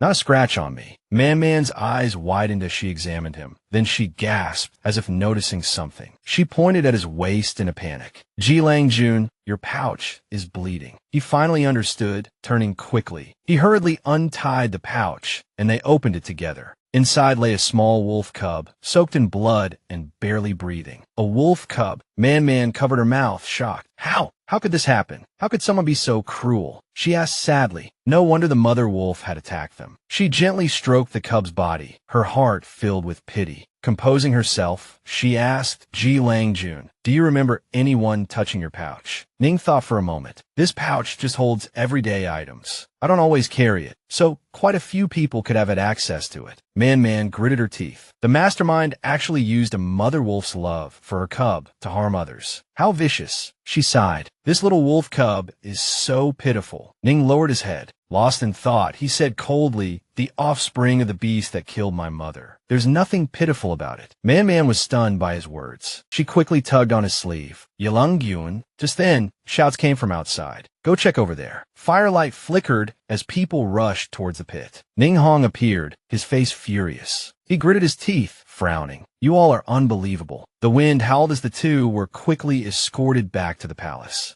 Man-Man and Ning Shi knelt before Ning Hong, listening to his scolding. On such a beautiful day, with a clear moon, gentle breeze, and light rain, you two, relying on your superior riding skills, dared to abandon your escorts and venture out alone. He angrily ordered, "You don't know how to value your own safety. I sentence you to confinement in the East Palace for 3 months. During this time, you are forbidden to ride horses." Man-Man glanced at Ning Shi worriedly, seeing his eyes brimming with tears. He lowered his head and apologized. "Your Highness, This matter is my fault. I was negligent in not watching over Man, causing her to rush around for me. His lips curved slightly, but his face remained stern as he scolded himself. I asked you to take care of Man. It's a brother's duty, yet you did the opposite. Man didn't argue, only lowering her head further. Seeing this, Ninghong became even angrier. Xie Yan, he asked, are you dissatisfied with this punishment? She replied frankly. Xie Yan admits her guilt, but Ning Shizhong was also harmed. This matter cannot end here. She lifted her head resolutely and pleaded, Xie Yan dares to request your highness to thoroughly investigate this matter. His eyes widened slightly in surprise. Harmed? Tell me about it. His expression softened somewhat, tinged with interest. Man stepped forward and presented the evidence. Holding a brocade pouch, she explained, please look at this pouch. The person behind this is Zhang Xian. Inside is a type of herb that can drive horses mad. Zhang Xian used it to humiliate Brother Ning. Furthermore, someone with malicious intent placed dead wolf cubs in Shizhong's pouch, attracting the wolves to attack him. I implore your highness to investigate thoroughly. He pondered, picking up the pouch for a closer look, then frowned in difficulty. Besides this, is there any other witness or physical evidence? Her eyes widened in thought, clearly not having considered this before. Man placed her hand on her chest, her expression firm. The brocade pouch and the scented sachet are both physical evidence. Everything else Xie Yan saw and heard with her own eyes and ears. He looked at her expressionlessly for a moment, then tossed the pouch back to her. There's no proof this pouch belongs to Zingshan. He lowered his head, continuing reluctantly. As for the other matters, it's only your side of the story. You and Ningshi have a very good relationship. How can others be convinced? Man tightly clutched the brocade pouch in her hand. Ningshi pursed his lips sadly, then said in a low voice, if your highness believes the evidence in my case is insufficient and cannot be investigated. But he suddenly shouted angrily. Someone deliberately pushed Man down the cave, trying to kill her. Can everyone see that? Hearing this, Ninghong was stunned, or rather, his highness was still as indifferent and heartless as he was 10 years ago, not caring about punishing the evildoer at all. Ningshi just stared at him, wide-eyed and speechless, while Ninghong's expression remained cold and unreadable. He angrily questioned, are you blaming me with those words? Seeing the tension between the two, Man immediately understood the problem. She bowed her head and pleaded, your highness, please forgive him. Brother spoke out of impulse. Please don't blame him. As she spoke,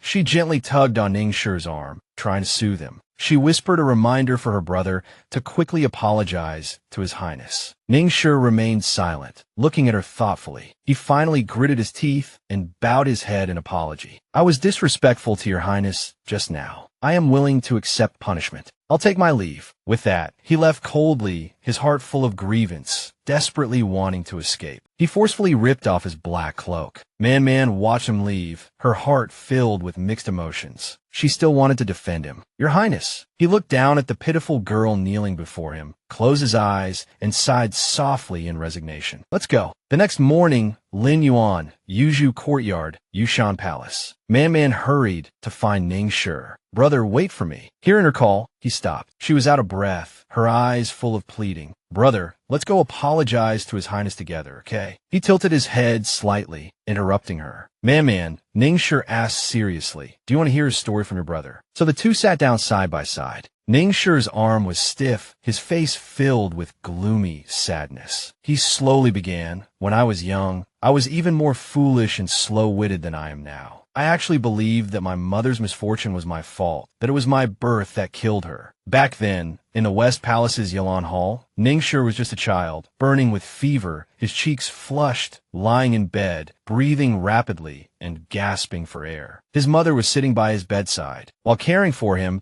she instructed Lin Yangzi, the maid standing beside her, Lin Yangzi, don't tell Ningxi those absurd ghost stories anymore. Do you hear me? The maid anxiously replied, I didn't expect even the second prince to take them seriously. I just thought it was a ghost causing trouble. It's all my fault. Ningxi slowly opened his eyes. Seeing his mother talking to Lin Yangzi, he weakly called out, Mother, mother. Hearing him, she turned around, nervously grasped his hand, and comforted him. Aji, don't be afraid. Mother is here. She picked up a bowl of medicine. Gulme. Suddenly, a gust of wind howled outside the window. She gently spoon-fed him the medicine. Just then, Ningshi vaguely saw his mother's face transform into a demon. He struggled uncontrollably and shouted, "Monster, go away. Stay away." In the chaos, he instinctively clenched his fists and accidentally pushed her to the ground. Blood gushed from beneath her. In Ningxi's blurred vision, blood continued to flow from his mother's feet. Lin Yangzi stood by, screaming in panic. "It's bad." She ran out shouting. The prince pushed Consort Bolin down. He stared at his hands in horror. She continued to comfort him gently. "Don't be afraid. Ningshi, don't be afraid." Hearing the news, chaos erupted outside the bedchamber. People urged, "Quick, quick. Where's the ginseng soup? It's already here. Bring hot water and clean cotton cloth." Meanwhile, Ning Hong stood like a statue,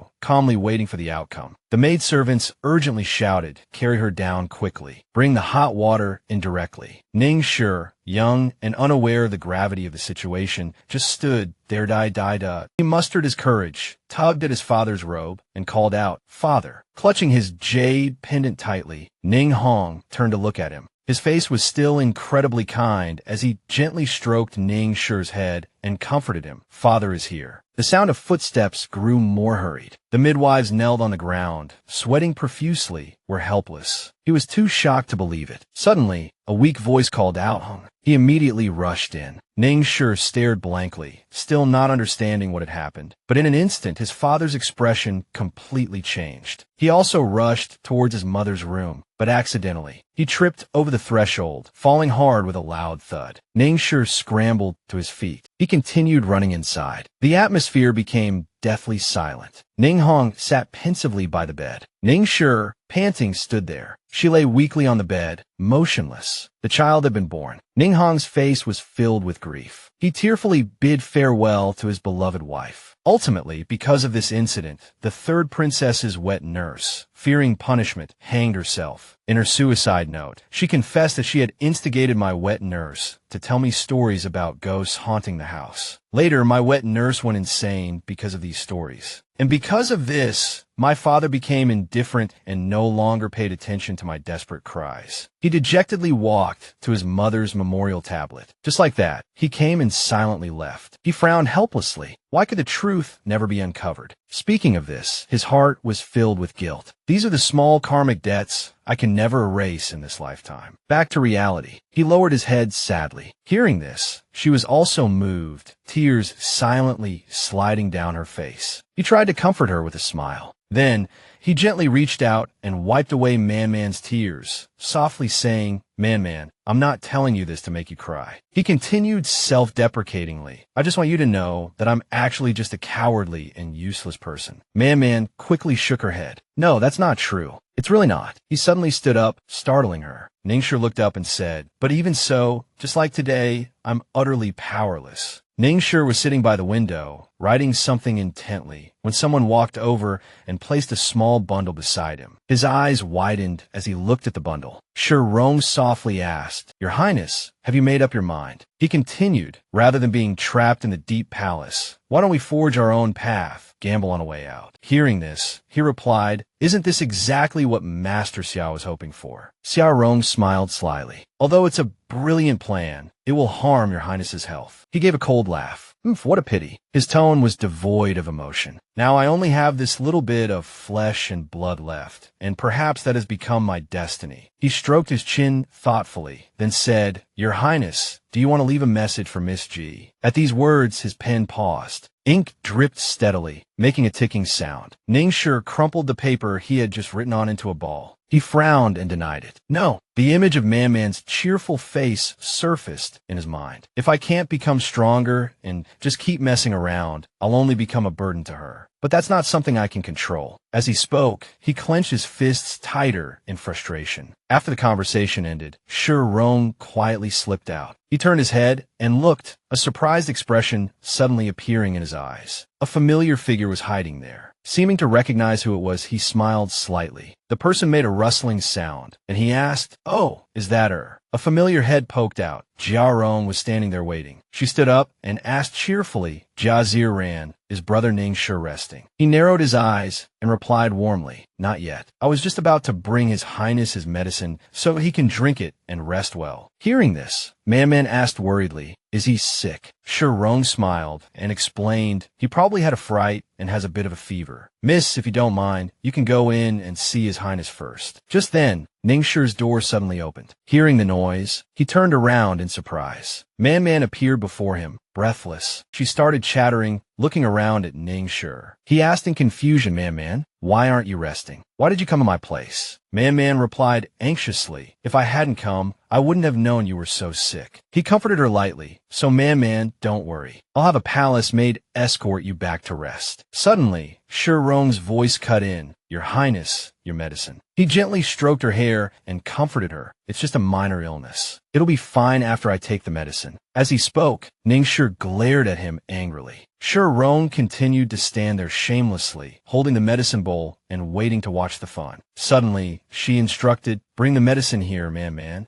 Man brought her face close to his and said playfully, I'll go back after you finish your medicine. As soon as she finished speaking, she quickly snatched the medicine bowl, startling him. He hurriedly stopped her, Man, there's no need. Her eyes sparkled. Don't say anything. Drink it while it's hot. She teased him with a smile. You're so grown up, and you're still afraid of bitter medicine. She earnestly held the medicine in front of him. He couldn't bear to refuse, so he took it. He gritted his teeth, steeled his resolve, and drained the bowl in one gulp without hesitation. He even handed the bowl to Man for inspection, saying happily, I drank it all. Ningxi immediately ordered the guards. Escort Miss Xie back to her palace. Being urged to leave, she said somewhat disappointedly, all right, I'll go back. After saying that, she quietly turned and left. Ningxi gazed wistfully at Man's receding figure. Then suddenly his body went limp. He began to cough violently, the sound so loud that even Man noticed something was wrong. She stopped and looked back, her eyes widening as if she had seen something terrifying. Ningxi coughed frantically, even coughing up blood. At this moment, inside the Jade Mountain Palace of the Imperial Garden, Ningxi's painful coughs echoed continuously, making Man extremely worried. He lay in bed, the sounds of his illness surrounding him. Man bit her lip, her heart aching. After examining him, the imperial physician said he vomited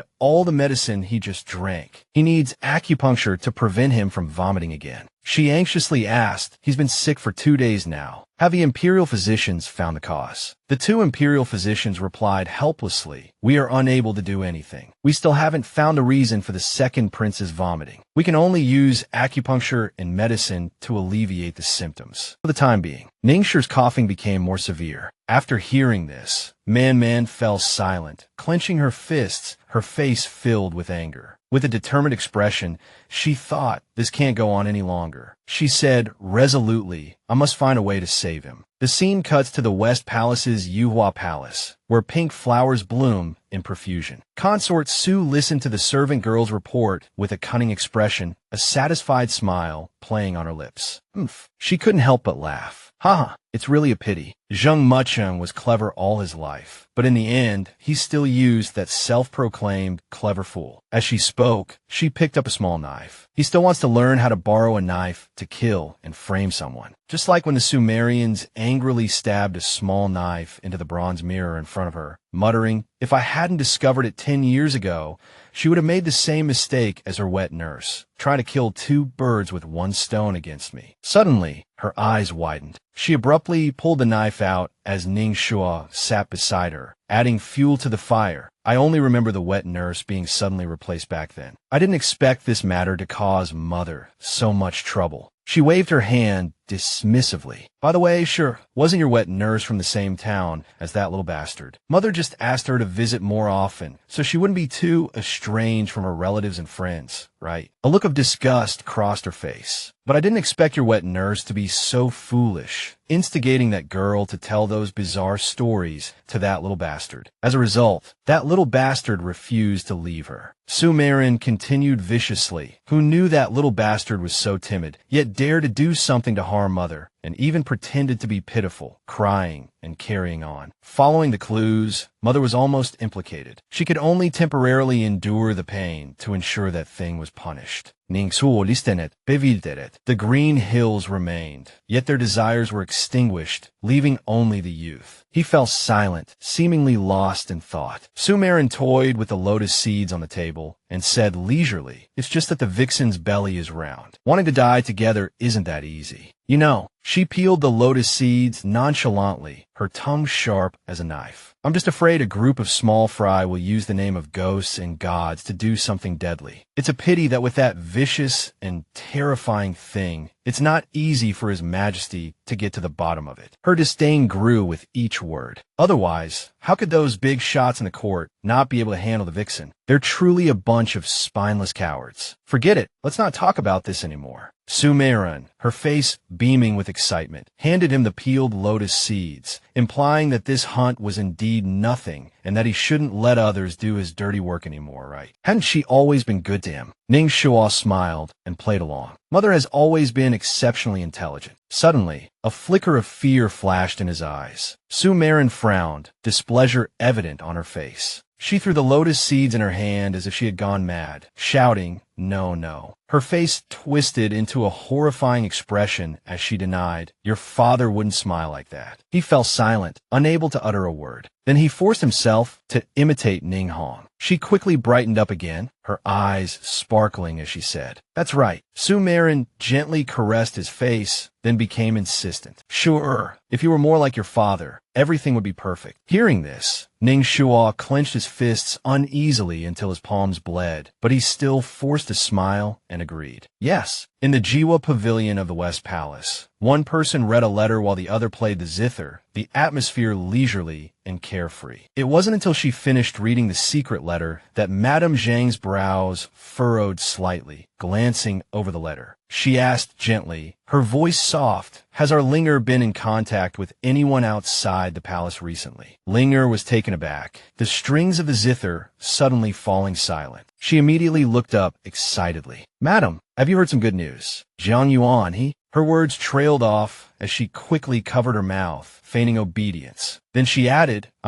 young Master Jiang Yuan actually admires the first prince greatly and hopes to become his subordinate. Everyone saw Jiang Longjuan's abilities during the summer hunt. A cunning glint flashed in her eyes. Moreover, Jiang Langjun is best at judging horses. He knows them inside and out. If the first prince needs good horses, or even ferocious beasts in the future, he can help. Madame Zhang listened, her brows still furrowed. Clearly, she wasn't buying Linger's words, gently rebuking, "Little girl, if you want to recommend talent to the first prince, you can just tell me directly. Why conspire with Jiang Gongzi outside, even poisoning the second prince, just to show loyalty and curry favor with us?" Poisoning. Linge was stunt. She quickly defended herself. "I didn't. I just wanted Jiang Yuan to be noticed, so he wouldn't be overshadowed by others. At most, I just want to make that person lose some face." Did he really go that far? Her voice gradually lowered. Although she didn't want to believe it, thinking of that person's methods, it was probably true. Madame Zhang covered half her face with her fan. She sighed helplessly. "Don't blame me for nagging, but why do you young people always blow things out of proportion? Now that this mess has happened, what are we supposed to do?" Lingling froze, her entire body stiff. She trembled uncontrollably, a vicious thought flashing through her mind. But Jiang Tianxi had clearly said. He said the first prince was the future heir, and they absolutely couldn't let the other prince's arrogance grow. Suddenly, "Miss Li, you must be careful with your words. Don't speak carelessly." It was the old book by Zheng Foren side who sharply interrupted Lingling's panicked rambling, speaking for Zheng Foren. "Furthermore, matters concerning the crown prince are not topics a young girl like you should discuss so freely." Lingling panicked completely, stammering, "I didn't mean it like that." Her eyes widened, her heart screaming, "This is bad, really bad." She nearly collapsed to the ground, pleading, "Foren, please, Foren, you must save me." Zhang Foren sighed softly, comforting her. All right, calm down first. Tell me everything clearly. The most important thing is that you don't get implicated, understand?" With that said, Lingling hurriedly left with her personal maid. Outside, the wind rustled through the leaves, the sound seeming almost lighthearted. She instructed, "Keep an eye out for Lianlian's letter. This matter must not implicate His Highness. If necessary, it can implicate Dong Shui." Zhang Furen replied. Zhang Furen fell into deep thought, narrowing her eyes and looking at the other woman suspiciously. Zhang Furen's tone was laced with reproach and instruction. Tian Furen, from now on, you must be careful with your words and actions. Don't always get caught up in these trivial matters. Tian Furen quickly defended herself, her tone firm. Who knew the young master Li Gunyang was associating with would be so ruthless and untrustworthy? But Zhang Furen didn't think so. After careful consideration, she said, although there were many people at the summer hunt that year, if one truly wants to get to the bottom of it, it's not actually difficult. Moreover, since the summer hunt, that person has been acting suspiciously. Resorting to poison only exposes his incompetence. Suddenly, she frowned, lost in thought. She tentatively guessed, could this be a self-inflicted injury scheme by that scoundrel? Tian Furen was stunned, about to ask, Furen, do you mean that the scoundrel poisoned himself? Could everything the young master did be for his own benefit? Zhang Furen smiled with satisfaction, feeling a hint of admiration for the scoundrel. He wants to seize the opportunity to see who wants to harm him. I also want to see if he can deceive His Majesty. The scene changed to the Chengwang Palace in Shangling Garden. She hurried in, and the official respectfully bowed. Greetings, Miss Shi. This humble official is honored. Man stated her purpose directly. Xie Yan requests an audience with His Majesty. I will be grateful if you would inform him. The official naturally wouldn't agree easily. Please return. His Majesty is attending to important matters and has given orders not to be disturbed. She stubbornly replied, then Xie Yan will wait here. Footsteps approached, and Man heard someone call her name. She turned to look. Ning Hong and the Empress Dowager were walking towards her. He asked gently, what business do you have with His Majesty? She stared at the two, then pursed her lips, her face full of disappointment and displeasure. Inside the Chengwang Palace of the Shanglin Imperial Garden, Man knelt in respect. High on the platform of the main hall, the current emperor and the Empress Dowager were seated. She took a deep breath, forcing herself to remain calm. She respectfully addressed them. This humble woman, Xie Yan, dares to implore His Majesty to thoroughly investigate the matter of the second prince being framed by treacherous individuals and restore clarity to the palace. He looked down at her.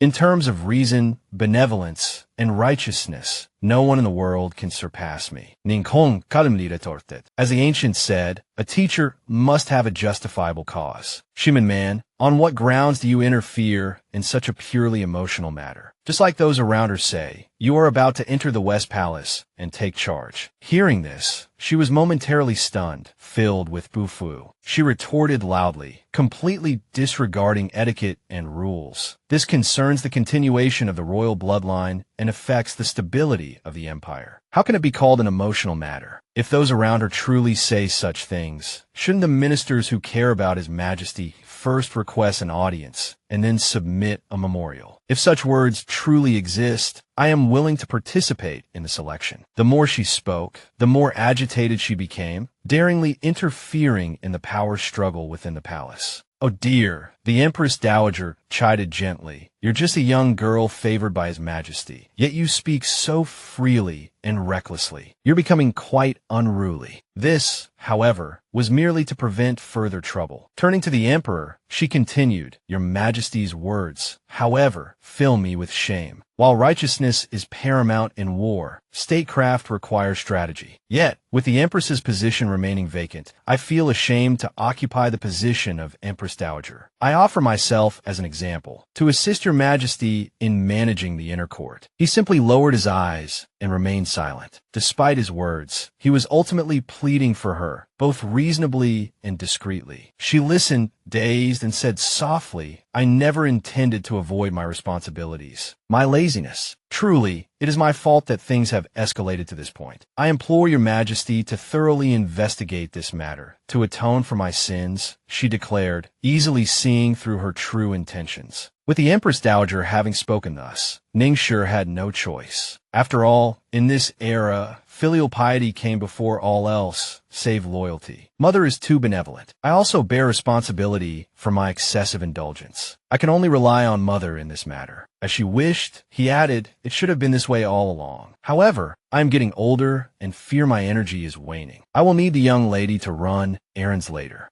As if everything had been prearranged, he reasonably delegated tasks to her. He then instructed, Man, did you hear clearly? If you cannot serve the Empress Dowager wholeheartedly, I will surely punish you. Overflowing with gratitude, she quickly replied, Xie Yan understands. The matter settled, sunlight streamed into the palace. The Empress Dowager gently caressed her face and asked with concern, Man, if I hadn't interrupted you just now, would you have volunteered to enter the palace? She remained silent, the answer evident. Wind chimes rang loudly, emitting a piercing sound. Meanwhile, within the Jade Mountain Hall of the Jade Bamboo Garden, Ningxia calmly stirred the medicinal powder in his cup. He chuckled self-deprecatingly. This is the medicine we use to treat illness in our family, yet I'm using it to seek death. Xie Yan immediately replied, Your Highness, this is merely self-preservation, isn't it? He asked suddenly. Why haven't I seen Man? Ningxia's worry was evident. He lowered his gaze, looking at him with a smile. The Empress Dowager has gone to the Shanglin Imperial Garden, and the young lady from the Xie family has also been summoned back. This saves Your Highness the trouble of sending her away, doesn't it? He seemed to fall into contemplation again, then asked, Has Your Highness resolved to tell His Majesty everything? Are you not afraid of severe punishment? Think it over carefully.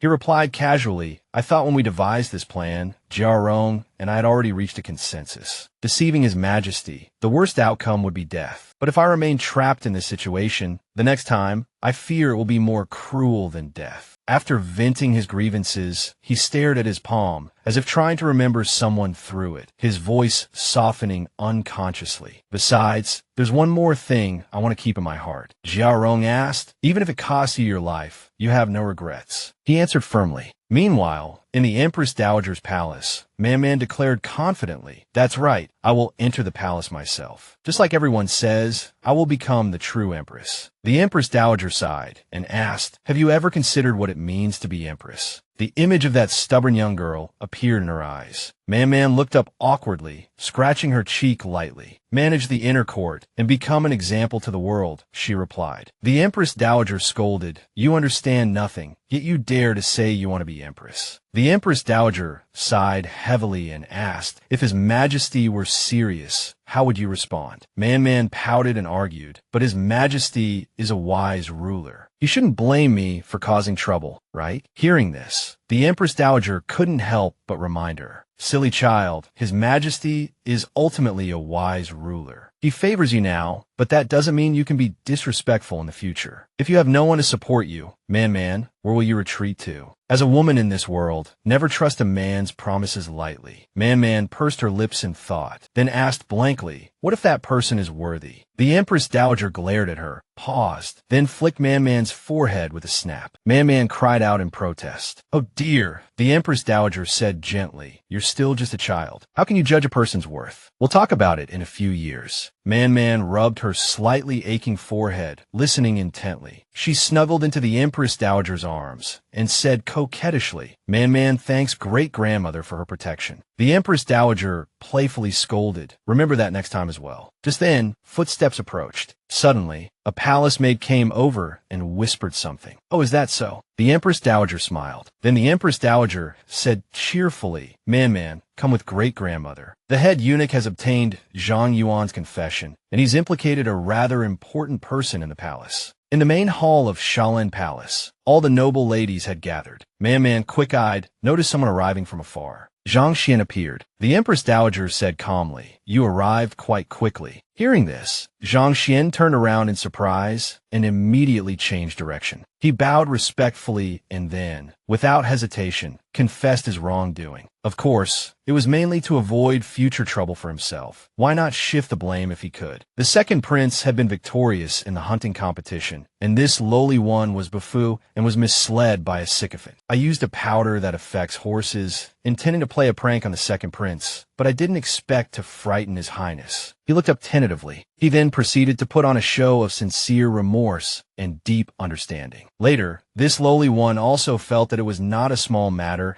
and couldn't be dismissed as a joke between peers. Worried about implicating innocent people, I specifically came to apologize to the Empress Dowager. In short, he put on a flawless, tear-jerking performance of repentance. The Empress Dowager sighed, unable to pursue the matter further. She only gave a warning and ordered him to be confined for the time being. After all, youthful recklessness is understandable. You should also restrain yourself during this period. She instructed, "You are to remain confined and await His Majesty's decision." He respectfully agreed. He then took a prescription from his sleeve and handed it to them, saying, "This prescription was originally written by that scoundrel himself. 2 of the medicinal ingredients are only produced in the Jiangdong Kingdom. Please investigate, Your Majesty." The Empress Dowager smiled and exchanged a glance with Man-Man. Man-Man nodded slightly and stepped forward to accept the prescription on her behalf. But this process took some time. He deliberately delayed, not letting her get it easily. "You."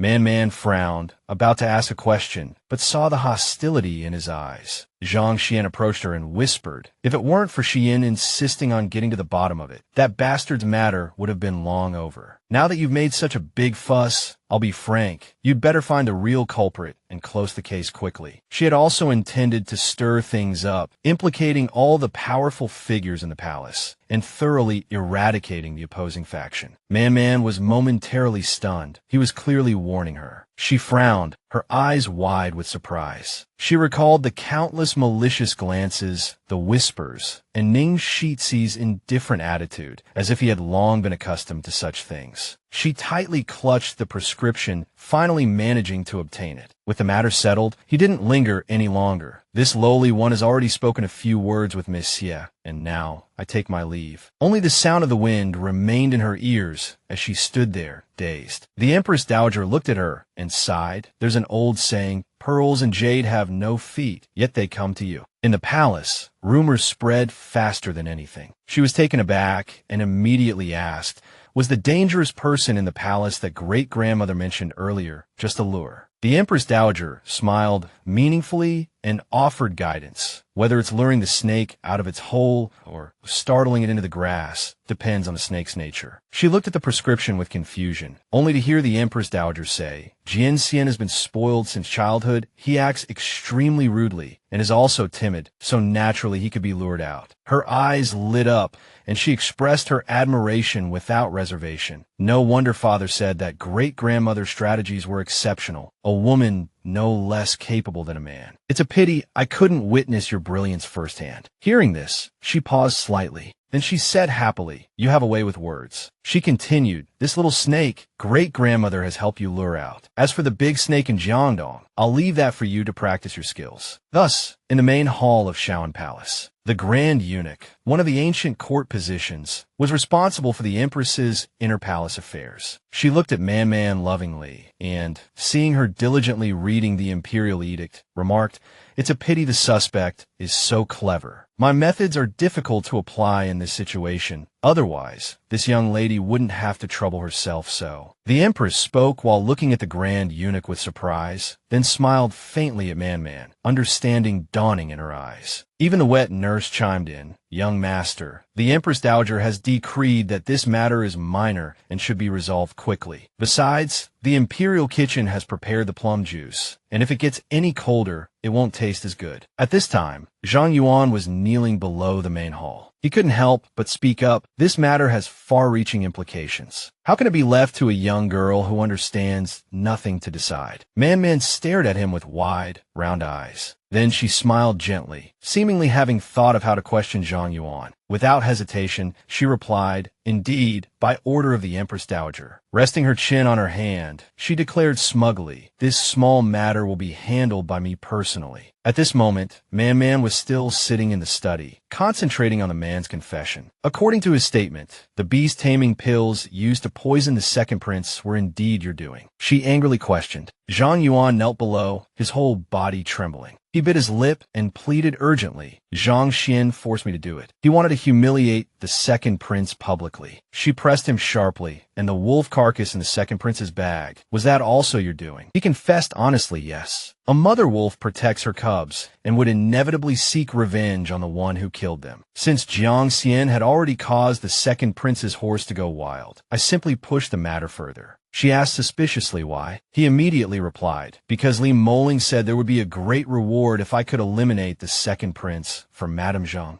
She gritted her teeth in anger and confirmed, "You listened to Li Moling and dared to plot against the imperial heir, bringing disaster upon your entire family." Zhang Yuan lowered his head and explained with a sincere expression. Li Moling swore that all the information came from Madame Zhang. I was greedy for merit and believed him. If my family is ruined, I deserve to die 1,000 deaths. Suddenly, a ding-dong sound rang out. He frowned, cold sweat dripping down his face. Zhang Yuan shouted, "Li Moling still won't let Monsieur go. He told me to take the opportunity to eliminate her as well." Hearing this, her eyes widened. Man realized with fury, "So you were the one who pushed me that day?" He admitted in a low voice, "Yes." Man questioned sharply, "Ridiculous. If I hadn't gotten lost that day, I wouldn't have wandered to the cliff, and you wouldn't have been able to push me. Was that also part of your elaborate plan?" He sneered, "How does young master know I wasn't being followed?" She said seriously, "I truly don't know. I only know that Zhang Xian mentioned that it was you, young Master Zhang Yuan, who volunteered to participate in the beast-taming pill affair." Hearing this, Zhang Yuan sneered, shifting the blame. Reducing one's sentence to protect oneself and one's family is human nature. Does young master truly believe that? She asked doubtfully. Even so, why would young Master Zhang implicate the inner palace? To put it bluntly, that madam was indeed involved, and she is the only one who can protect you. By doing this, aren't you cutting off your own escape route? Man cleverly retorted, "Moreover, young Master Zhang's plan is full of loopholes. You couldn't even succeed in killing someone,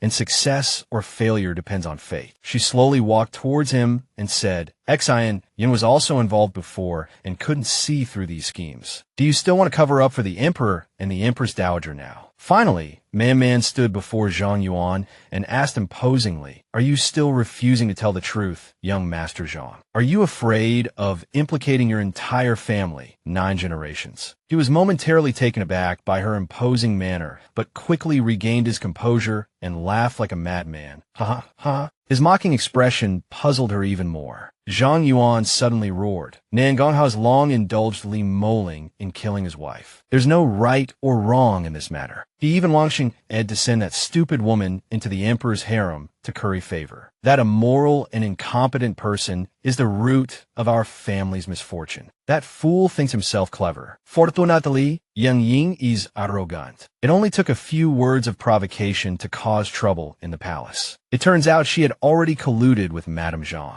She even spread the word that eliminating the second prince would lead to prosperity. She probably didn't understand until her death that she was nothing more than a disposable pawn. He muttered sadly, lamenting Jian Xian's talent and beauty, lost to Li Ling's jealousy and drowned. Zhang Yuan stood there like a statue. Zhang Yuan suddenly broke down, crying out against the injustice of heaven. The scene shifted to the Empress Dowager's chambers. She was reviewing impeachment documents while Man massaged her shoulders. Her expression turned serious. This Zhang Yuan, to avenge his lover, had gone to such lengths, causing such a commotion. This involved the Yang family, the Jiang family, and even the Yang family again. This is a big problem. She folded the documents and sighed. Look, such fervent love made her lose herself, ultimately harming herself. Man, you must learn from this. Man obediently lowered her head. "I understand," she replied, but a lingering unease remained in her heart. Zhang Yuan vehemently denied poisoning the medicine. Could there be another truth hidden within? After a moment of contemplation, she called out, "Aunt," startling the Empress Dowager, who opened her eyes. With her hands clasped together, she said, "The matters Zhang Yuan mentioned, Li Ling's letters, all point to Consort Zhang. This concerns the safety of the imperial heir. Man requests permission to go to the West Palace to continue the investigation." The Empress Dowager was greatly shocked. Her gaze deepened. She pondered for a moment, slowly sipped her tea, and then instructed, "Summon Imperial Physician Shun. Bring those letters back to the palace for verification." But Man, Aunt must remind you, these letters are only Li Ling's personal correspondence. Whether they can be accepted as evidence remains to be seen. She advised, "Think carefully about how to achieve your goal. Act cautiously and avoid recklessness. Remember, Man straightened her posture and respectfully accepted the order. In the distance, Ningshi was slowly approaching. Meanwhile, within Chengwan Palace, in the side hall, he whispered, "Ningshi requests an audience with His Majesty. Please inform him." The eunuch bowed his head and replied, "His Majesty has already instructed this servant to wait here. If the second prince requests an audience, I must first ask him one question. An arrow once shot cannot be turned back. Regardless of the outcome, does your highness have any regrets?" Ningshi remained silent for a long time. His face grim, he finally decided to enter the hall, replying, "Ningshi has no regrets." His gaze was unwavering. Ningshi stood at the entrance, his posture straight. The eunuch urged, "If you have no regrets, please enter." Ningshi looked back wistfully. He lifted the curtain and walked in, the jade beads on the curtain colliding with each other, producing an unexpectedly crisp, tinkling sound. Ningxi's face was cold. He knelt respectfully and pleaded, "Your Majesty, I beg for your mercy. Spare Ningxi's life." Ning Hong remained seated, calmly asking, "Are you saying you were framed?" As he spoke, he slowly picked up a chess piece, leisurely placing it down, and continued, "Or is this a self-inflicted bitter ploy of your own making?" A self-inflicted bitter ploy. Ningxi thought to himself. As expected, he knows everything. Ningxi answered frankly, not daring to conceal anything. "What your Majesty says is absolutely correct." Ning Hong glanced at him coldly and asked, "The poison has been administered. The crime has been committed. To only now claim you dare not deceive the Emperor. Isn't this the true crime of deceiving the Emperor?" As he spoke, he slowly picked up another chess piece. Ningxi explained sorrowfully, "But your Majesty is also Ningxi's father." Hearing this, Ning Hong suddenly stopped, his brow furrowed in anger. "Enough," he snapped. "You previously dared to disregard your life, yet now you speak so cautiously. Why put on this pitiful act? Just state your request." Ningxi gritted his teeth, his face ashen, and reluctantly kowtowed. "Your Majesty." Ningxi did not willingly enter such a dilemma, and had no choice but to resort to this strategy. "I am willing to bear all past transgressions, only asking to be freed from these constraints. I hope your Majesty will grant my wish." As soon as he finished speaking, he completely dropped his pretense and lowered his head deeply. Ning Hong gasped in surprise. "Huh?" Ning Hong angrily threw down the chess piece in his hand and sneered. "One who only seeks to escape." His tone became increasingly stern and demanding. "Do you not understand? The court is in turmoil, nations are in conflict, and we are surrounded by wolves. Even if I grant you freedom, as a prince, how can you escape this vortex and ensure your own safety?" He pressed his forehead and sighed, gently picking up his teacup. "However, compared to your previous impractical suggestions, this one does touch upon some semblance of strategy. It can be considered your strength." He slowly took a sip of tea and coldly ordered, "As for this matter of deceiving the Emperor, we shall pretend we know nothing. You are dismissed." Hearing this, Ningxi quickly rose, his sleeves fluttering as he stood. Long-suppressed emotions suddenly erupted. "Your Majesty can place high hopes on Ningxi, and can also ask Ningxi to take good care of Man-Man. But has your Majesty ever considered that Ningxi is now like a beached fish, struggling even for self-preservation? How can I possibly complete the important task entrusted by your Majesty?" He frowned, his face full of bewilderment as he questioned. "Therefore, even knowing this is a desperate gamble, Ningxi can only plead with your Majesty for understanding. Only with sufficient power can Ningxi protect his younger sister." Hearing this, Ning Hong fell into deep thought, a trace of sorrow appearing in his eyes, as if recalling something. He then hurried to Ningxi's mother, who greeted him with a bright smile. Ahong, his face full of confusion, stepped forward and asked, "Why did you tell those noble women not to let me spend the night in other palaces? Do you know they're all talking about you now?" She widened her eyes in surprise, then gave a sweet smile. She gently wiped the sweat from his forehead, comforting him. "Your Majesty needn't worry. If your Majesty can refrain from visiting other consorts for my sake and treat everyone equally, then I can naturally, willingly bear the reputation of a jealous woman for your Majesty." She added softly, "Your Majesty is my husband, and I also want to protect you." Back in the present, Ningxi said firmly, "I implore your Majesty to grant my request." His words left Ning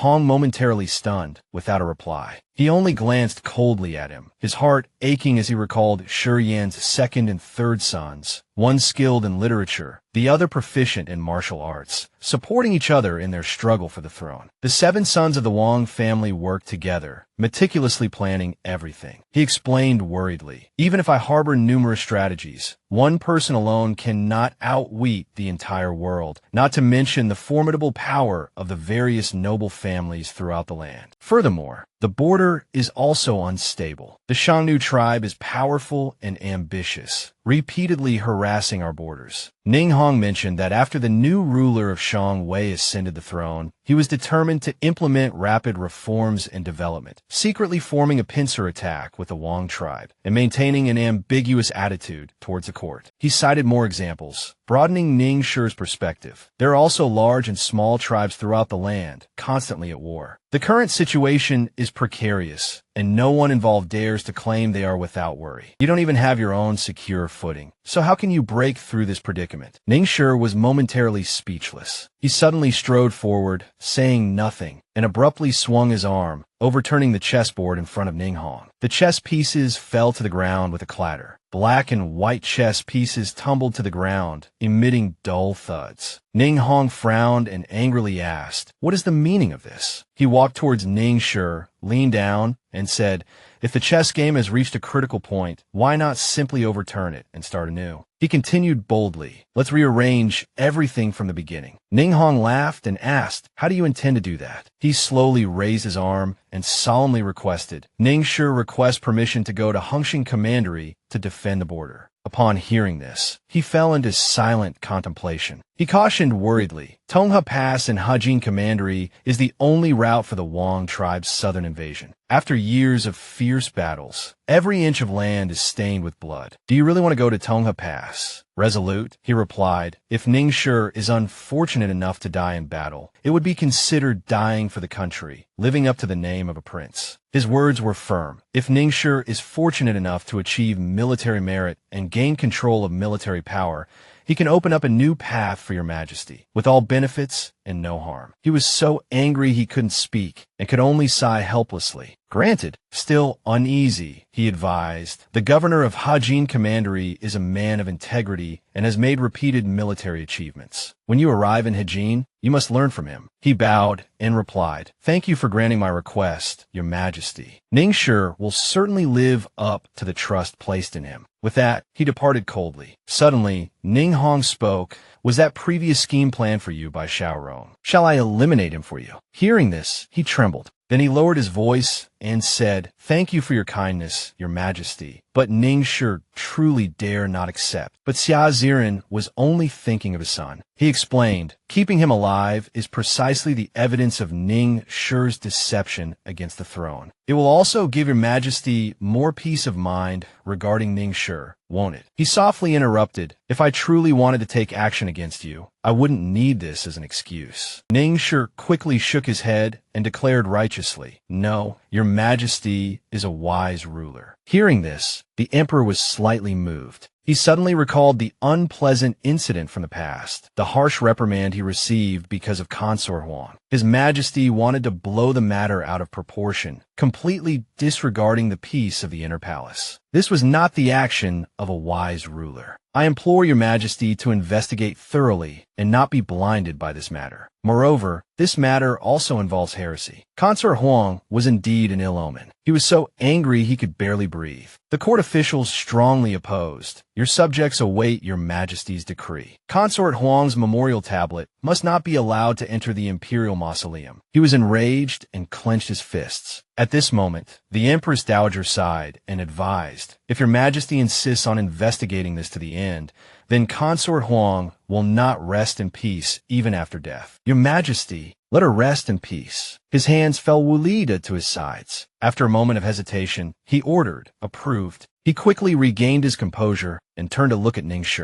He saw the old eunuch intently picking up the fallen chess pieces, and a sense of melancholy arose in his heart. He stared at the jade pendant in his hand, filled with doubt. "I've always been afraid to admit it, but my anger towards that child was merely displaced anger." He smiled. "What truly displeases me is this identity of wise ruler, which makes me feel as helpless as a child." He was once again lost in his memories, wondering if that person in the underworld knew all this. Outside the hall, the wind rustled the leaves, and he murmured to himself, "What do you really think of me?" Within the nine-flower pavilion of the West Palace, Man-Man's voice rang out. Li Ling plotted against the imperial heir and is temporarily confined, awaiting punishment. She continued, however, in her letters, she mentioned Jiang Jinxian's various schemes, all orchestrated by a certain lady in the palace. Therefore, Xie Yan has been sent by the Empress Dowager to investigate this matter. Lady Zheng carefully examined the letter in her hand, then casually folded it and asked indifferently, "Isn't this young lady a bit too worried?" She added incredulously, "These letters are nothing more than excuses from the Li family daughter. How can they be fully believed? Attendant Zhang is highly respected in the palace. How could she do such an absurd thing?" Attendant Zhang's face flushed with shame, and she immediately knelt. She vehemently denied. The purple firmament maiden cannot condemn this old servant based solely on the words of the Li family daughter. "Please, my lady, investigate clearly," Lady Zheng said impatiently. "Besides, every time something happens, they blame me. How can I prove my innocence?" Attendant Zhang continued to defend herself. "Although this old servant comes from humble origins, unknown and insignificant,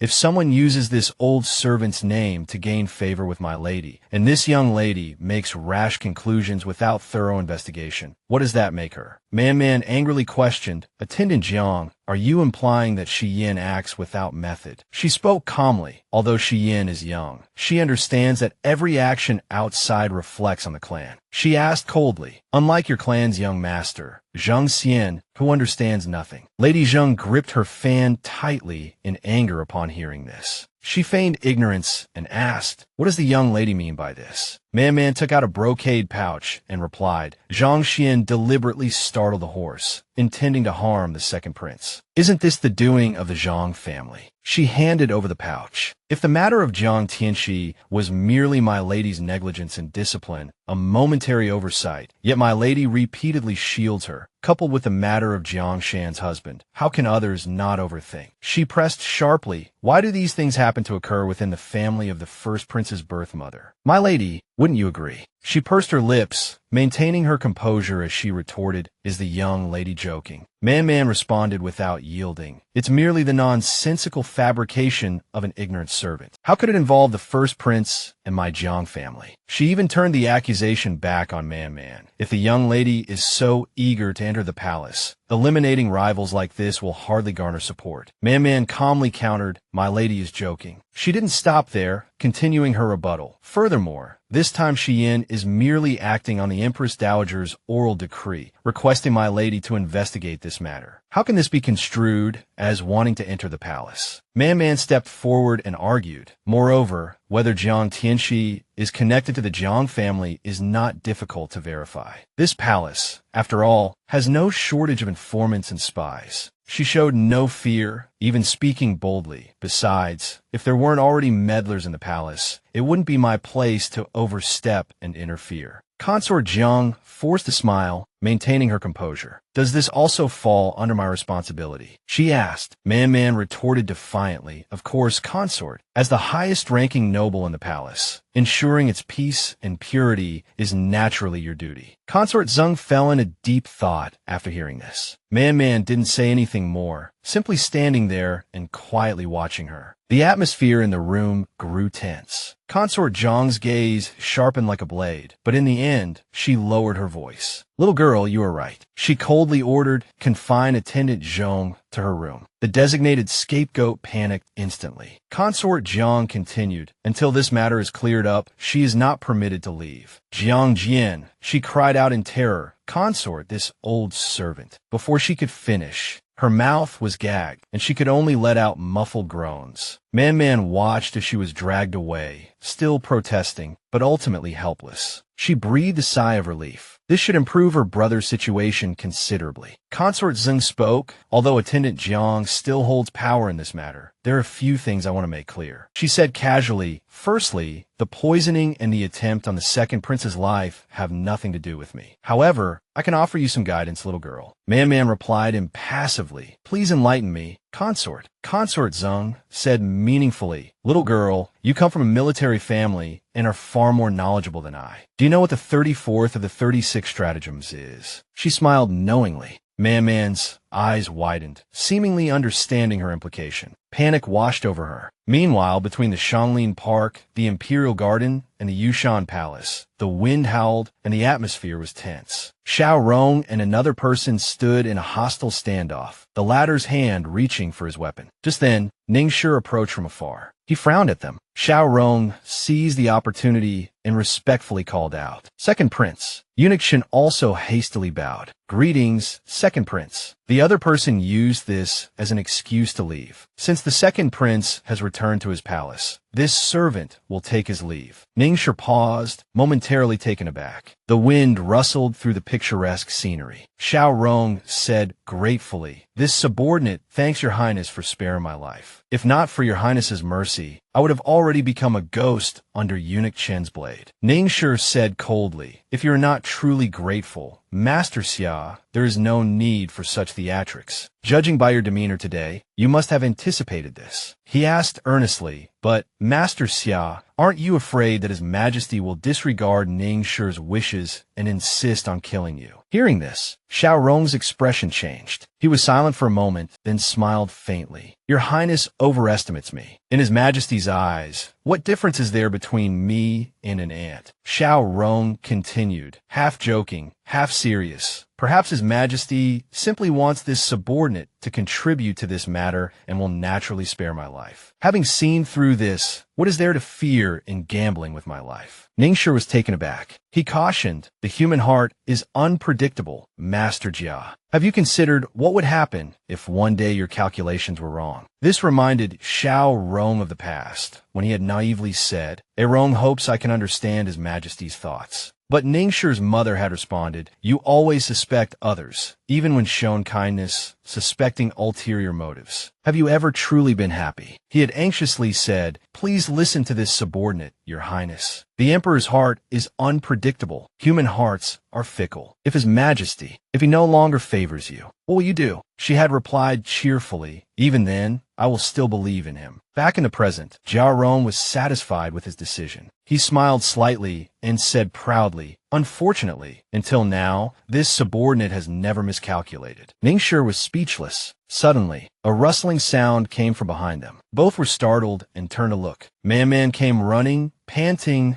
wiping sweat from her brow as she called out, "Brother Ningshi, I have something to ask you." He asked, slightly embarrassed, "So late, Man." Before he could finish, Man bluntly questioned, "Brother Ningshi, the medicine you drank before, the one that made you vomit constantly, was that you feigning illness by injuring yourself?" He remained silent, and Man looked at him expectantly. Seeing his silence, she seemed to understand the answer and bit her lip. Man struggled to accept the truth, choking out each word. "Brother, you used self-inflicted injury to feign illness." Ningshi gazed at her. After receiving no response, he finally lowered his head and briefly replied, "Yes." The moment he spoke, Man froze. She asked him, puzzled, why he was sad, but received no answer. Suddenly, Man ran towards him, taking Ningshi by complete surprise. With incredible speed and force, she tackled him to the ground, pinning him down in a fury. She grabbed Ningxi's collar, her face a mask of anger and disappointment, and screamed, "Tell me." Her actions shocked everyone. Xiao Rong anxiously cried out, "My lady." "Your Highness." He spoke impatiently. "Teacher taught my lady." But Ningshi cut him off. He commanded, "Everyone back away." He roared, "No one is to approach without my order." Then, turning to Man, he spoke earnestly, "As you can see, I am not the righteous man you hoped for." Ningshi admitted frankly, "I have nothing to say to that. Whether you want to hit me or scold me, it's up to you." Man was momentarily speechless. She gritted her teeth, clenched her fists, and rained blows down on his chest. "What you did is treasonous. You deserve to die." As she hit him, she asked in bewilderment, "What could be so important that you would risk your life for it? Why didn't you tell me? I could have helped you."